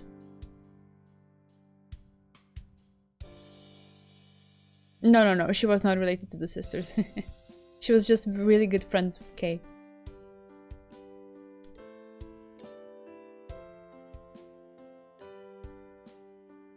Okay, right, so then maybe it isn't there? I don't know. その分ちょっと厳しいわけですが、 She joked a little to soften the atmosphere. 私の自慢のお母さんなんです。 Renji smiled and nodded. To be honest, the feelings of a family environment weren't something I really understood. I didn't doubt anything they said, but something was caught in my mind. 私はこれで。 She left my side much like when Cinderella knew midnight approached. あ、水木、ちょっとだけ待ってて。部屋に数学の参考書を取りに行きたいんだ。何それ、私が寝てても気にしなくていいのに。ちょうどいいだけだよ。He wanted to leave them alone for a sec. He smiled and left. Like she had been waiting for it, I felt her cool touch on my cheeks. Her hands were touching the nape of my neck, brushing from my carotid artery to my cheek. We looked at each other for about 2 seconds. Her eyes trembled feverishly. This vacuum in time before a kiss always felt wondrous. Mizuki pulled towards me and our lips met. Her breath was tepid. We were so close we were rubbing against one another. Once more, a little more deeply. I could smell something sweet. I never thought I would be the one snatched away by a kiss. Ew! Why? Even so, it was a childish kiss. Renji will find us. これは人工呼吸だからいいの。 She softly whispered. That's not romantic at all. I smiled at my own joke, and when I looked into her eyes, my smile quickly vanished. Are you serious about that? いくら私だって冗談でキスなんてしません。 Her eyes looked more loving. Her charming face made a shiver run down my back. 嘘です。昨日のはご褒美で、今日のは人工呼吸です。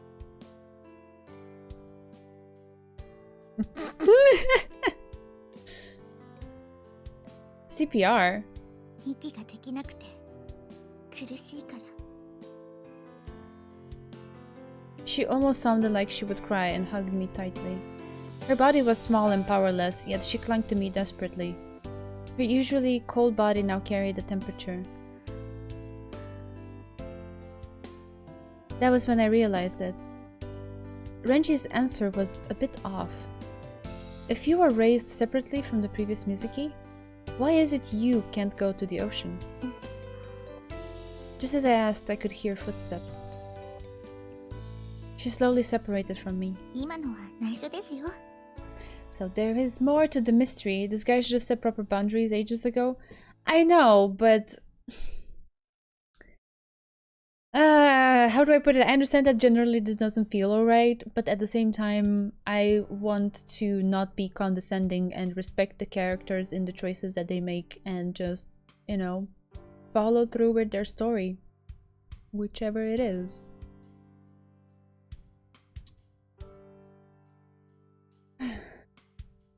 And so far, he hasn't, like, done anything. It's only been Mizuki making advances, so...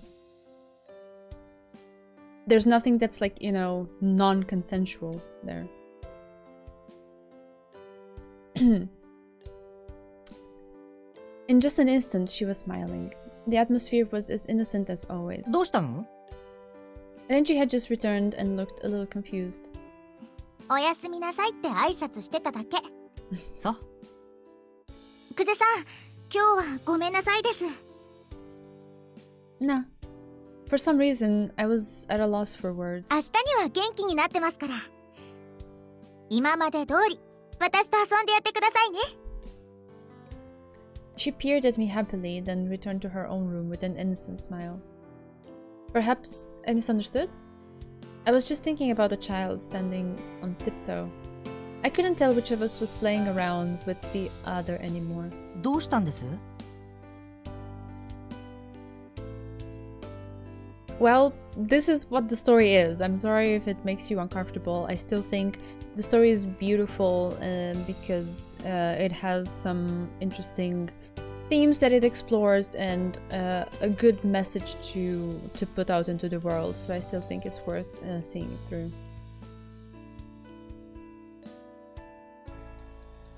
I understand the stigma about the situation because the adult is in a sort of position of power.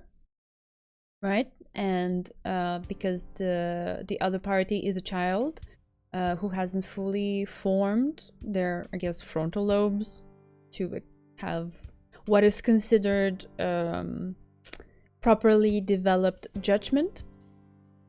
From the outside, it might seem that the adult can abuse their position and kind of influence the child to do things that they don't actually want to, but make them believe that they should do them or that they want to do them in the first place. So I totally understand where the stigma is coming from, but at the same time, looking at the story individually, not as a statistic and not as like, you know, in broad lines, putting it in a context that it's actually not there. Just looking at it individually and taking it step by step, I can understand it and appreciate it for what it is. And I like Mizuki a lot, and I do not want to be condescending towards her because she is making her own choices here. You know, that's all. That's all I'm saying. Really, what didn't I understand? I didn't rightly know myself. Hey, I was thinking. 思うだけで口にするな。 We stared at each other without any greeting. You seem to be in high spirits. Which do you think is more adolescent in the situation? Me hitting you or you hitting me? 今さらお前と青春したくねえよ。 There's also that. I approved of his extremely respectable opinion. Either way was definitely disgusting. Besides, I'd be in pain either way. それが納得できるくらいならここに来るな。 You're the one who incited Mizuki, right? どうなったって。その様子なら聞くまでもないか。 You threw in a shrimp and pulled out a whale. ん？ It was a different answer than he expected for sure, so now he was interested. I rubbed my mouth and remembered the sensation from this afternoon. Mizuki Hayama might resemble Yuko Amamiya. 優子に？ He grimaced. I had thought before that there was a resemblance, but after today's incident, I had no doubt. Even I thought it was impossible, so I intended to check how you, who knew her better, would react. A short interval passed. He seemed to have thought it through. He blinked, now calmer. そっちは考えもしなかったな。 That? 最初に会った時、優子とは別の人間のことを考えてた。 Now that you mention it, something surprised you. You saw something in her before I had. 妹かと思ったんだ。 Ah, I agreed completely. There's no use crying over spilled milk, but that was only natural. And Mizuki was certainly close to the age she was when he got over his sister. I see. That's why he was worried about Renji and Chihiro. You threw in a shrimp and pulled out a shark. お前はなんつうか、歯ごたえの良すぎるイカだよな。 Chewy like a squid. He sighed and shook his head. 失言だ。聞き流せ。 The sea creature metaphors, my god. Want to borrow her? お前、そもそも俺にどれだけ貸しがあると思ってるんだ？ I think it's alright not to settle that much. 帰れ。 Don't allocate a girl like your little sister to someone like me. I abruptly went back a topic. I squinted my eyes seriously. Unlike Chihiro, I really am at a dead end. まあな。 He scratched his head. それは分かってはいるんだが。いや、どうなんだろ He was even worse at speaking than usual. He probably hadn't read Mizuki completely. Her innocence and pre-established harmony had probably thrown him off. With just a change in that disordered vector, it really was a characteristic Yuko Amamiya once held. Somehow, I can't part from her eyes. 惚れた No. I did like her. It was doubtful whether it was love or not, though. If, for example, it was, I'd never recover from it. Mere words weren't enough. 難儀なものだな。 He squinted. それでも明日も会うのか Yeah, probably. I was dismissed from being her caretaker a while back, and even the original promise of 1 week ended today. She's coming to my... Ah, crap. I decided that while acting all cool, but I'd totally forgotten something. どうした I get the results back from the hospital tomorrow. そんな大事なことを忘れんなよ。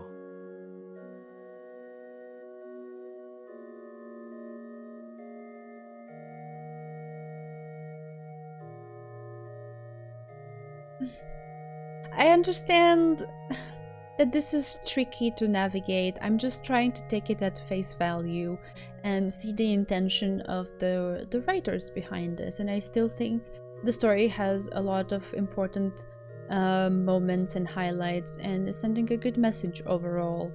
I'm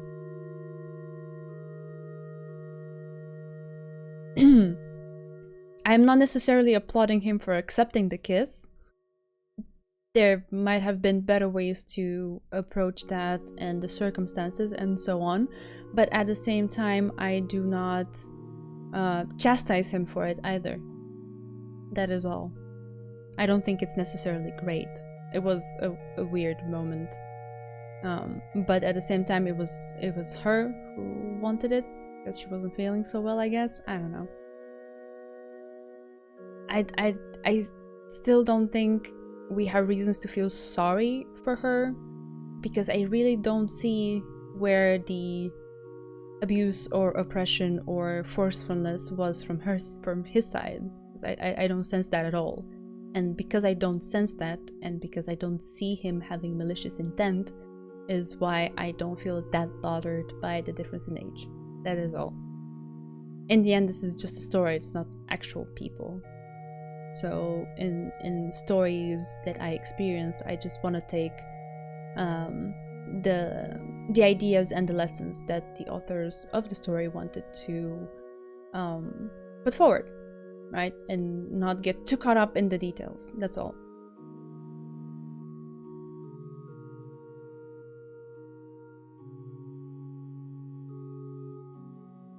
My sleep schedule has been a mess lately, so my sense of time is off.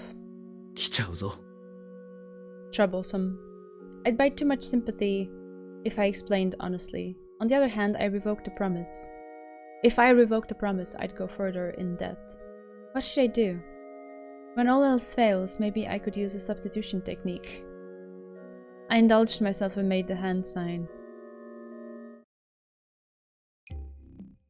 ニンニン。 Chihiro. 扉を開けると意外な人物が立っていた。控えめなノックで久世さんではないと思ったが、あまりにも予想外な展開だった。忍者？くのいちです。千尋先輩は意味不明なつぶやきを終えると頭を下げた。先制攻撃で今のように家と伝言を任されまして。おはようございます。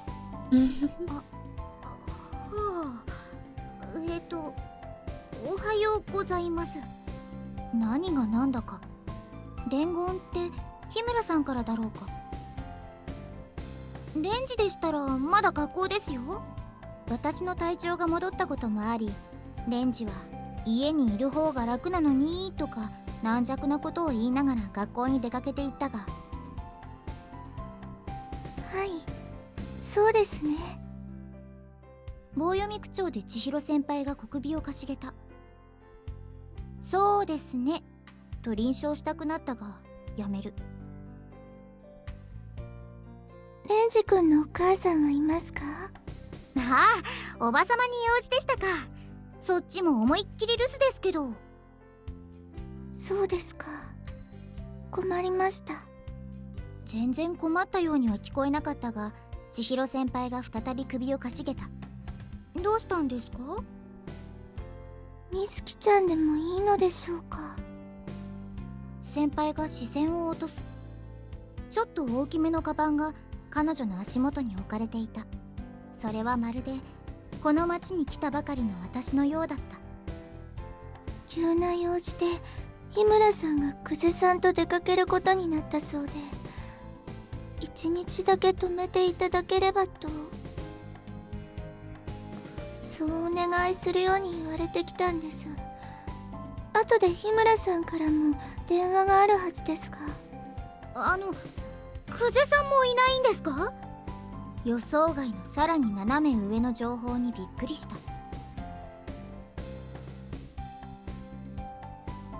そうなんでしょうね。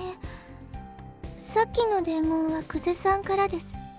あまりにも当たり前のことを千尋先輩が肯定する。というか、千尋先輩の用事を後回しにして確認することではなかった。お泊まりですよね。唇に指を当てて考える。レンジとおばさまがどう言うかってことだから、ちゃんとしたお約束はできませんが、多分大丈夫だと思いますよ。ご迷惑でしたら言ってください。むしろ私なんて迷惑しかかけないような存在ですけど。とりあえず中にどうぞ。どこまでも卑下していかれそうで、私は慌てて家の中への道を開いた。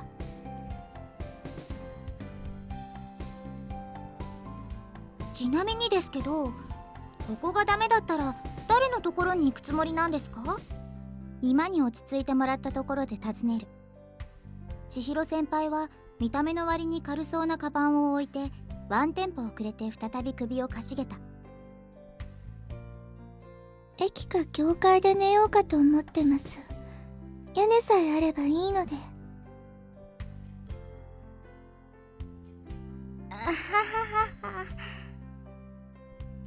ものすごく本気なんだろうな。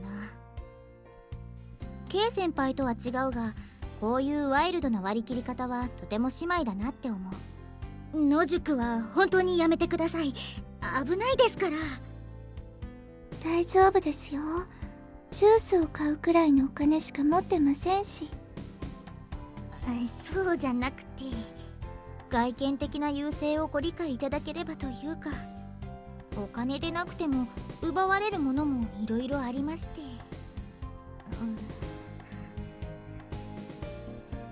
ふと野宿する千尋先輩の絵を想像してしまう。 That's an image. 駅のベンチでカバンを枕にして眠るチャイナ服の少女。白い足がスリットからチラッと。うわ、私が襲いたい。何がですか？いえいえ、気にしないでください。持病の発作みたいなものなので。 Oh man, her バカ imagination. な考えをごまかすように、ちょちょいと魔法のステッキのように指を振る。でももしもの話ですが、ここがダメだったとしても日村さんがいないというだけで家で普通に寝ていればいいと思います。意外な盲点です。帰りましょう。ちょっと待ってください。カバンを持ち上げようとする千尋先輩を私は慌てて呼び止める。とりあえず何かして遊びましょう。私トランプ持ってるんですよ。私は急いで荷物の中からトランプを取ってきた。何しましょうか？好きなゲームとかありますか？カードを切りながら彼女を真似て首をかしげてみる。ちょっと角度が甘いか。千尋先輩はいまいち感情を測りかねるような沈黙の後につぶやいた。神経衰弱とポーカー。ツッコミどころ満載だった。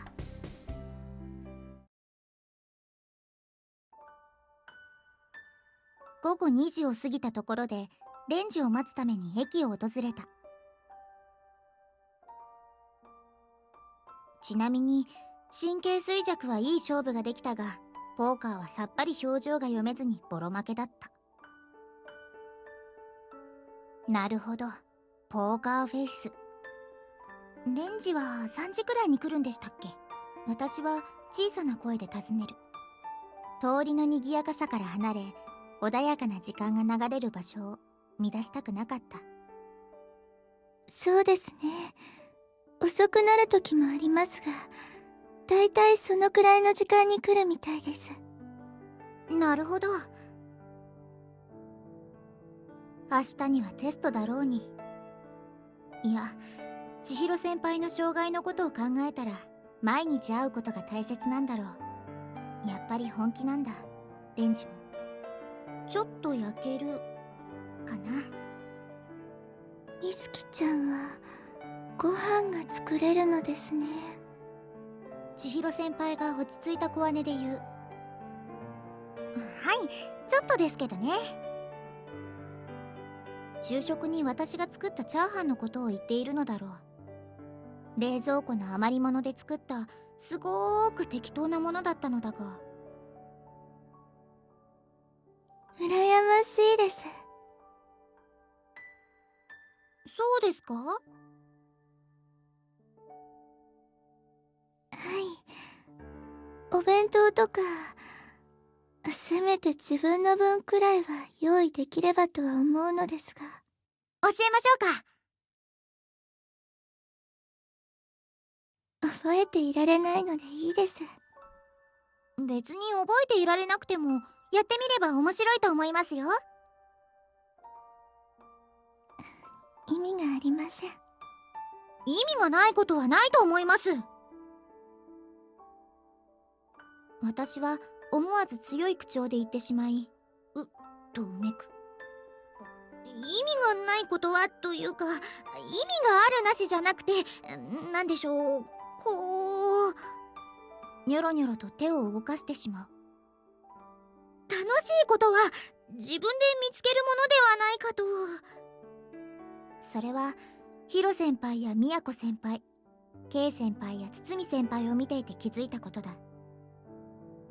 だからこそその気持ちを千尋先輩が否定してしまうことはダメなのだ、どうしても。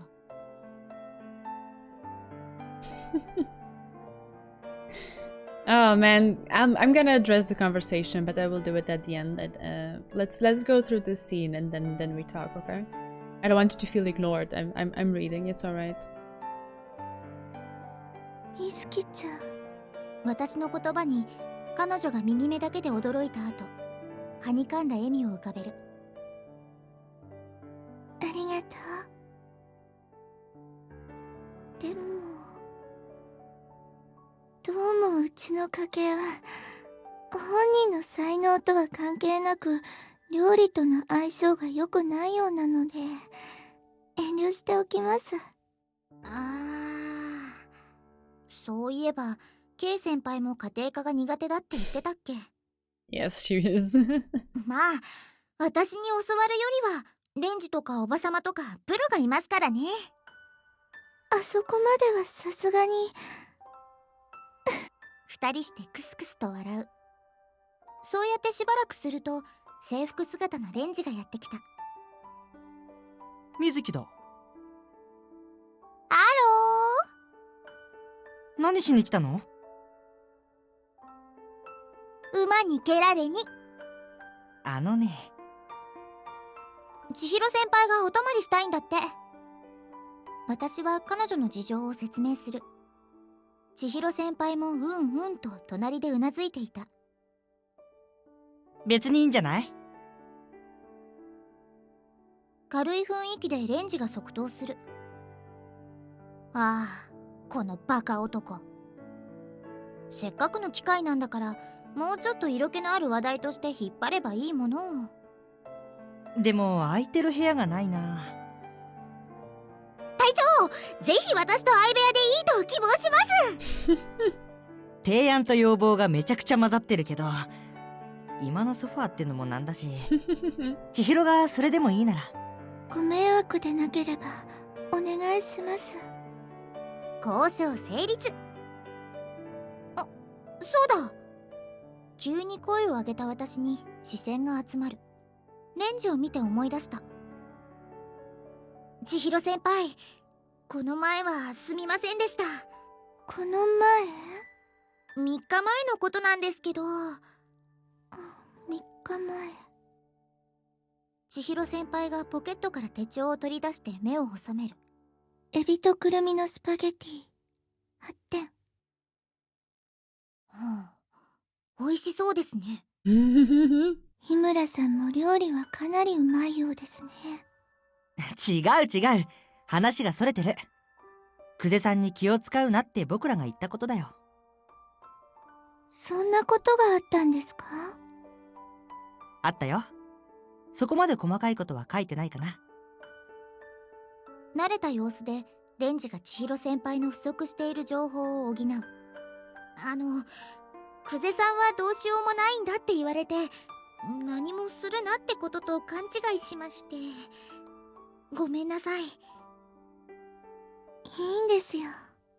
微笑みを浮かべながら彼女は首を振った。それなら私も謝らなくてはいけないんです。みずきちゃんと久世さんが初めて駅に来た日に、私は病気のことを知っていたのですが黙っていたので。トイレから帰ってきた時。はい、これでおあいこです。精神的には私より年下のはずなのに、落ち着いた物腰で千尋先輩が小首をかしげた。みずきちゃんなら大丈夫ですよ。二人とも律儀だね。レンジが苦笑いを浮かべていた。自分もおせっかいなくせして。とは彼女の前なので言わないでいてあげよう。私ちょっとだけ久世さんの気持ちがわかるかもしれないんです。千尋先輩がゆっくりとつぶやいた。建物の雰囲気と彼女の容姿が相まって、それはまるで舞台演劇のように見えた。久世さんももう終わってしまったのでしょうね。終わってしまった？そう。人間は消える前に終わることがあるんです。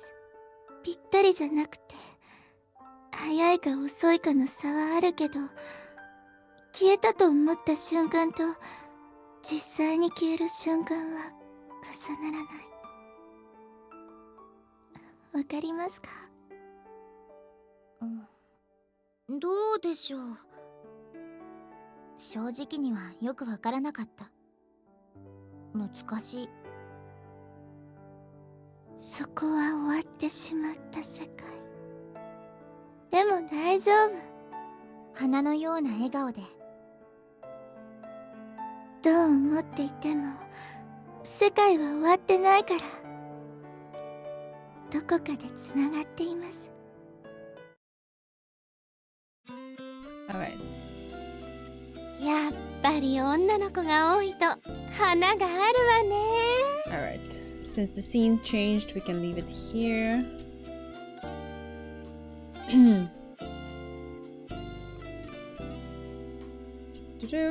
Alright. That was beautiful. I love Chihiro's involvement in the story because she can connect with the sense of desolation, I guess, that can come over someone who is faced with challenges such as Chihiro has with her memory defect and Kuze-san with his illness. Right, so let's see. Okay, which part do I even start with? So the thing about the brain development, it is true. I do not Okay, Clinton is writing an essay. Okay, let me not read that and focus on what I was trying to say instead. I do not claim to, like, I don't want to argue against that. It is true. But at the same time, if you say that the brain only fully develops until 25, does that mean that people are not allowed or should not engage in relationships until then because they are not wise enough? And also, like, when do you decide that the person is an adult? Like, you can draw an arbitrary line, or like not necessarily arbitrarily, more or less informed line of like, okay, around this time it can seem that a person is an adult, right? And that is what the law does and describes a person as an adult at 18, 21, depending on the law of the country or whatever. But is it just like a moment that has been chosen to be like more or less in line with maturity for most people? Or is it just a thing that like, oh no, before you turn 18, one day before you turn 18, your brain is not fully developed. The day you turned 18, then it is developed and it's you're an adult or something like that. It doesn't really work like that. We all have our own stories, our own journeys, our own development. And that's why I'm saying that yes, in a situation like this, with an adult and a child, especially if there's but I mean, it doesn't matter. The gender of the people involved doesn't matter. Like an adult and a child, you need to be cautious. And I'm 100% there. You need to be cautious, both as the people involved in there or as the guardians of the child and so on, because there is a high potential for a certain influence because the adult is in a position of power compared to the child. But at the same time, this is how do I put it? Caution is warranted. You should have it 100%. But making a blanket judgment, I would say it's not necessarily right. I'm not saying it's not appropriate. It feels too harsh because, like I said, we all have our individual journeys. And like in the situation that Clinton portrayed with like hypothetical scenario of a 15-year-old and 25-year-old on an island, I cannot emit a judgment because it's too vague of a situation. I don't see two individuals. I just see a abstract description of a possible situation, and I cannot say anything about that, right? But what do I know about those people and the way they feel about each other and the history that they have with each other, and I don't know, the things that connect them to the world and to each other, and the things that they see reflected in each other and that could have positive influences in their lives if they are actually together, right? Like how am I as an external factor, uninvolved in the situation, how am I to emit the judgment like, no, you shouldn't do that, I'm gonna judge you, and I'm gonna be like, don't do that, when I don't know. And also I think that maybe we look down on children and teenagers a little bit too much. Like they can be smart. Yes, they may not have life experience and a certain type of wisdom, sure, but that doesn't mean that like how would it work? Do we put them like in a glass prison until an arbitrary age when we tell them, okay, now we can go into the world and do things? But how could they if we have not allowed them to try to interact with the world, right? So yes, prudence. Take a lot of prudence in those situations, but at the same time, don't just brush them off. And particularly in the situation of the story, where we can see things very intimately inside the minds of the characters, I see that there is no malicious intent from Kuze-san. And that's what makes me feel okay with it and try to set that aside, not necessarily approve of the situation and be like, oh, it's okay that the teenager is with someone who's in their late 20s or something. But just try not to emit a judgment about that and take the other parts of the story into consideration, which makes me very sad because the story is incredibly beautiful. It's about struggles with your own mortality and still trying to see the joy in life. And Mizuki in herself, her character is just a metaphor for the beauty of life. And she's like such a ray of sunshine and yeah. Like even all of the onomatopoeia that like surrounds her and the way Kuze describes her walking around as a pitter patter and so on is just so beautifully put together for her being a metaphor for that idea that it just breaks my heart that we're getting a little bit tripped up into this conversation and we are missing out on all of the things that the story has to offer aside from that. Okay, So that was it. Ah, okay. Beatrice agrees with me. Okay, thank you. Let me read the rest of the novel. Okay.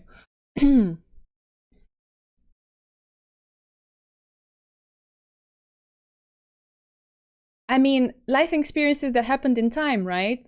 Like they have to happen as you grow up. But like I said, if you were put into a glass prison and not be allowed to interact with the world at all until a certain age, you wouldn't develop that, would you?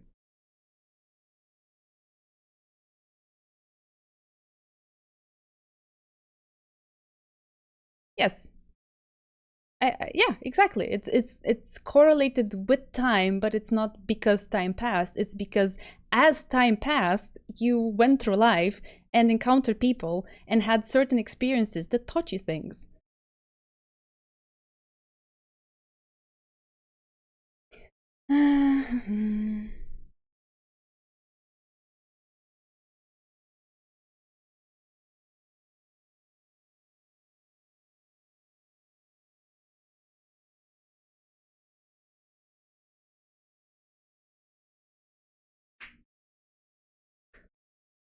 Yeah, I don't think that's malicious, oddly manifested. That's the thing. It's not malicious. He is struggling because he is dying. He has an actual illness that puts a specific, deadline on his life. Like, yeah, sure, we're all gonna die one day, but he's struggling with this very particular thing. Like, he knows one day my heart's gonna shut down. I'm not even gonna be able to walk around the house. It's like this dread and gloom that just like surrounds him completely.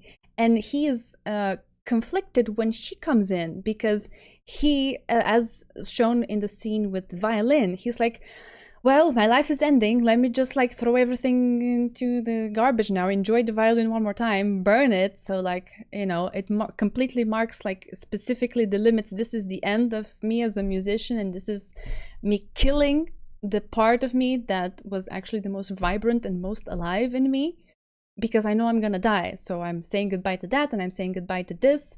And I don't know if this was this just in the anime, or is it gonna be in the novel a bit later on. But I remember this something about him like emptying his house out or something, whatever, just like completely giving up on it, because he is just struggling with his own mortality. But at the same time, inside himself, he doesn't want to.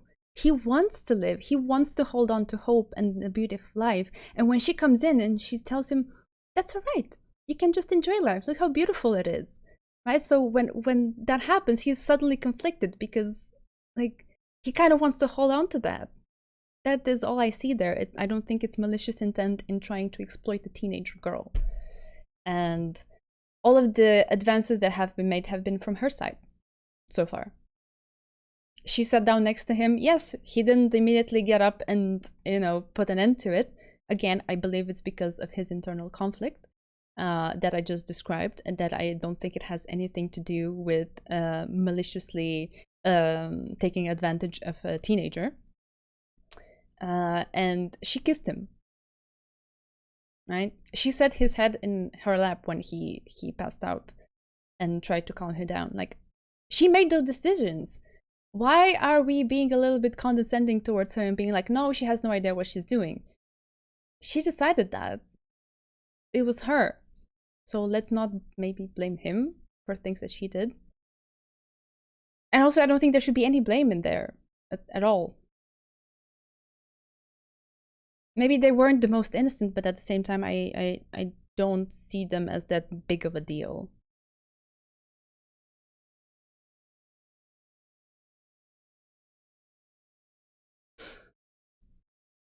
I don't know. Him with his excuses is a more complicated and complex situation because of his internal struggle, as I mentioned.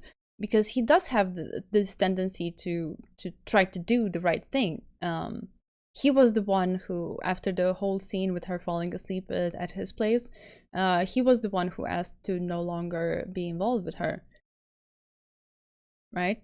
And the reason why it all happened was because his friend, who kind of read into the situation and kind of, even though he usually decides to stay on the sidelines and not get involved, decided that, hey, this girl can actually maybe break him out of this bad phase, and it would be a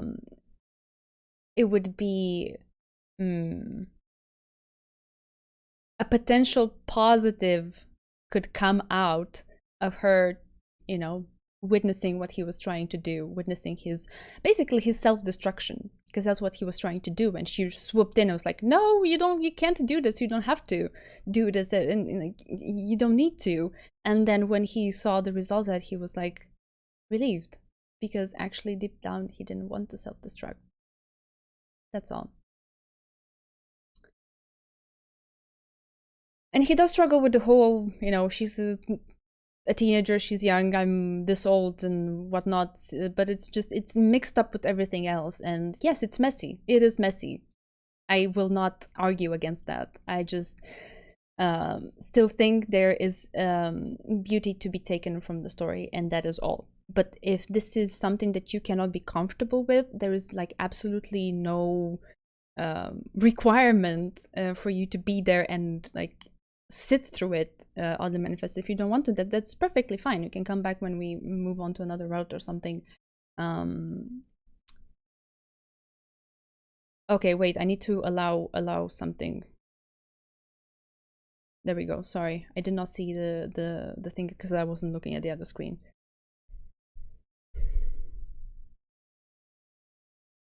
I really don't agree with that, but maybe it's just me. Maybe I'm not seeing things that you're seeing, and vice versa. And that's okay, because in the end, this is not a real story, right? These are not actual real people that we need to decide if they are in an illicit relationship or not, if of any sort, right?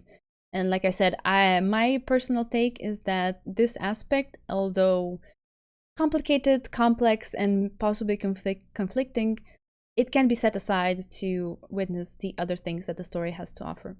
But again, if this is not your cup of tea, that's perfectly understandable. And like I would not think anything bad if you would decide to not watch this anymore, because I don't know, it just doesn't sit right with you. It's totally fine. No problem. All right. Now that that's addressed, I wish I could say how many more streams we have of it. I would say maybe at least 2. I don't see it ending in the next stream, so I'm not sure. But yeah, I could give a heads up when we are done with this route and moving over to Yuko, because I also like Yuko's story a lot, and there's 2 people of the same age involved there. So right, anyway, that was my 2 cents on the situation and why I like the story. And again, it's just me. It doesn't have to apply to everybody. And again, I am also highly aware that in real life it would be very difficult to navigate this kind of situation, because in the story we have the advantage of seeing basically inside the characters' heads and where they're coming from, and in real life you don't have that kind of privilege, right? So for a story setting, that's why I feel comfortable setting aside this topic. In my eyes, it's fine. That's all. Good.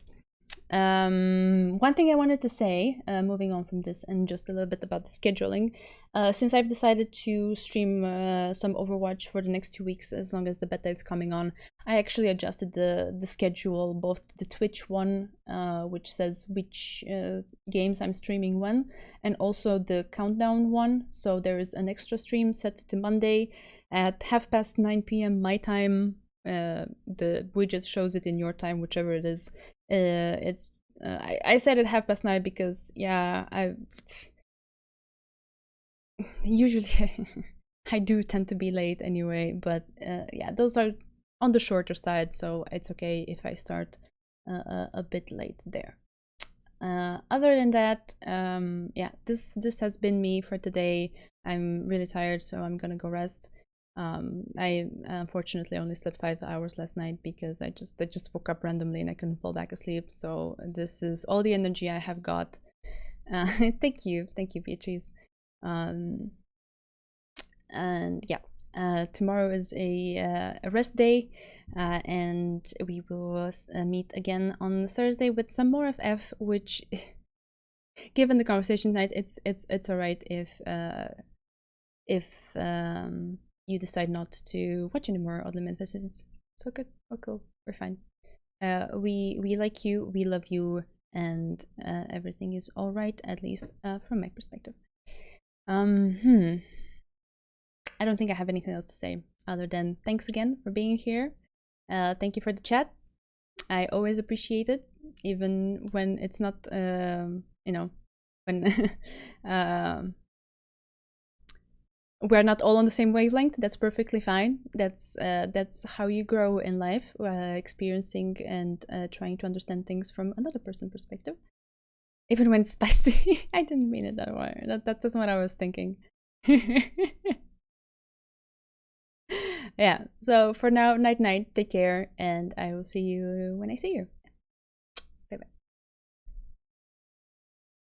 Censor everybody who doesn't agree. No, that's fine. We don't do that here.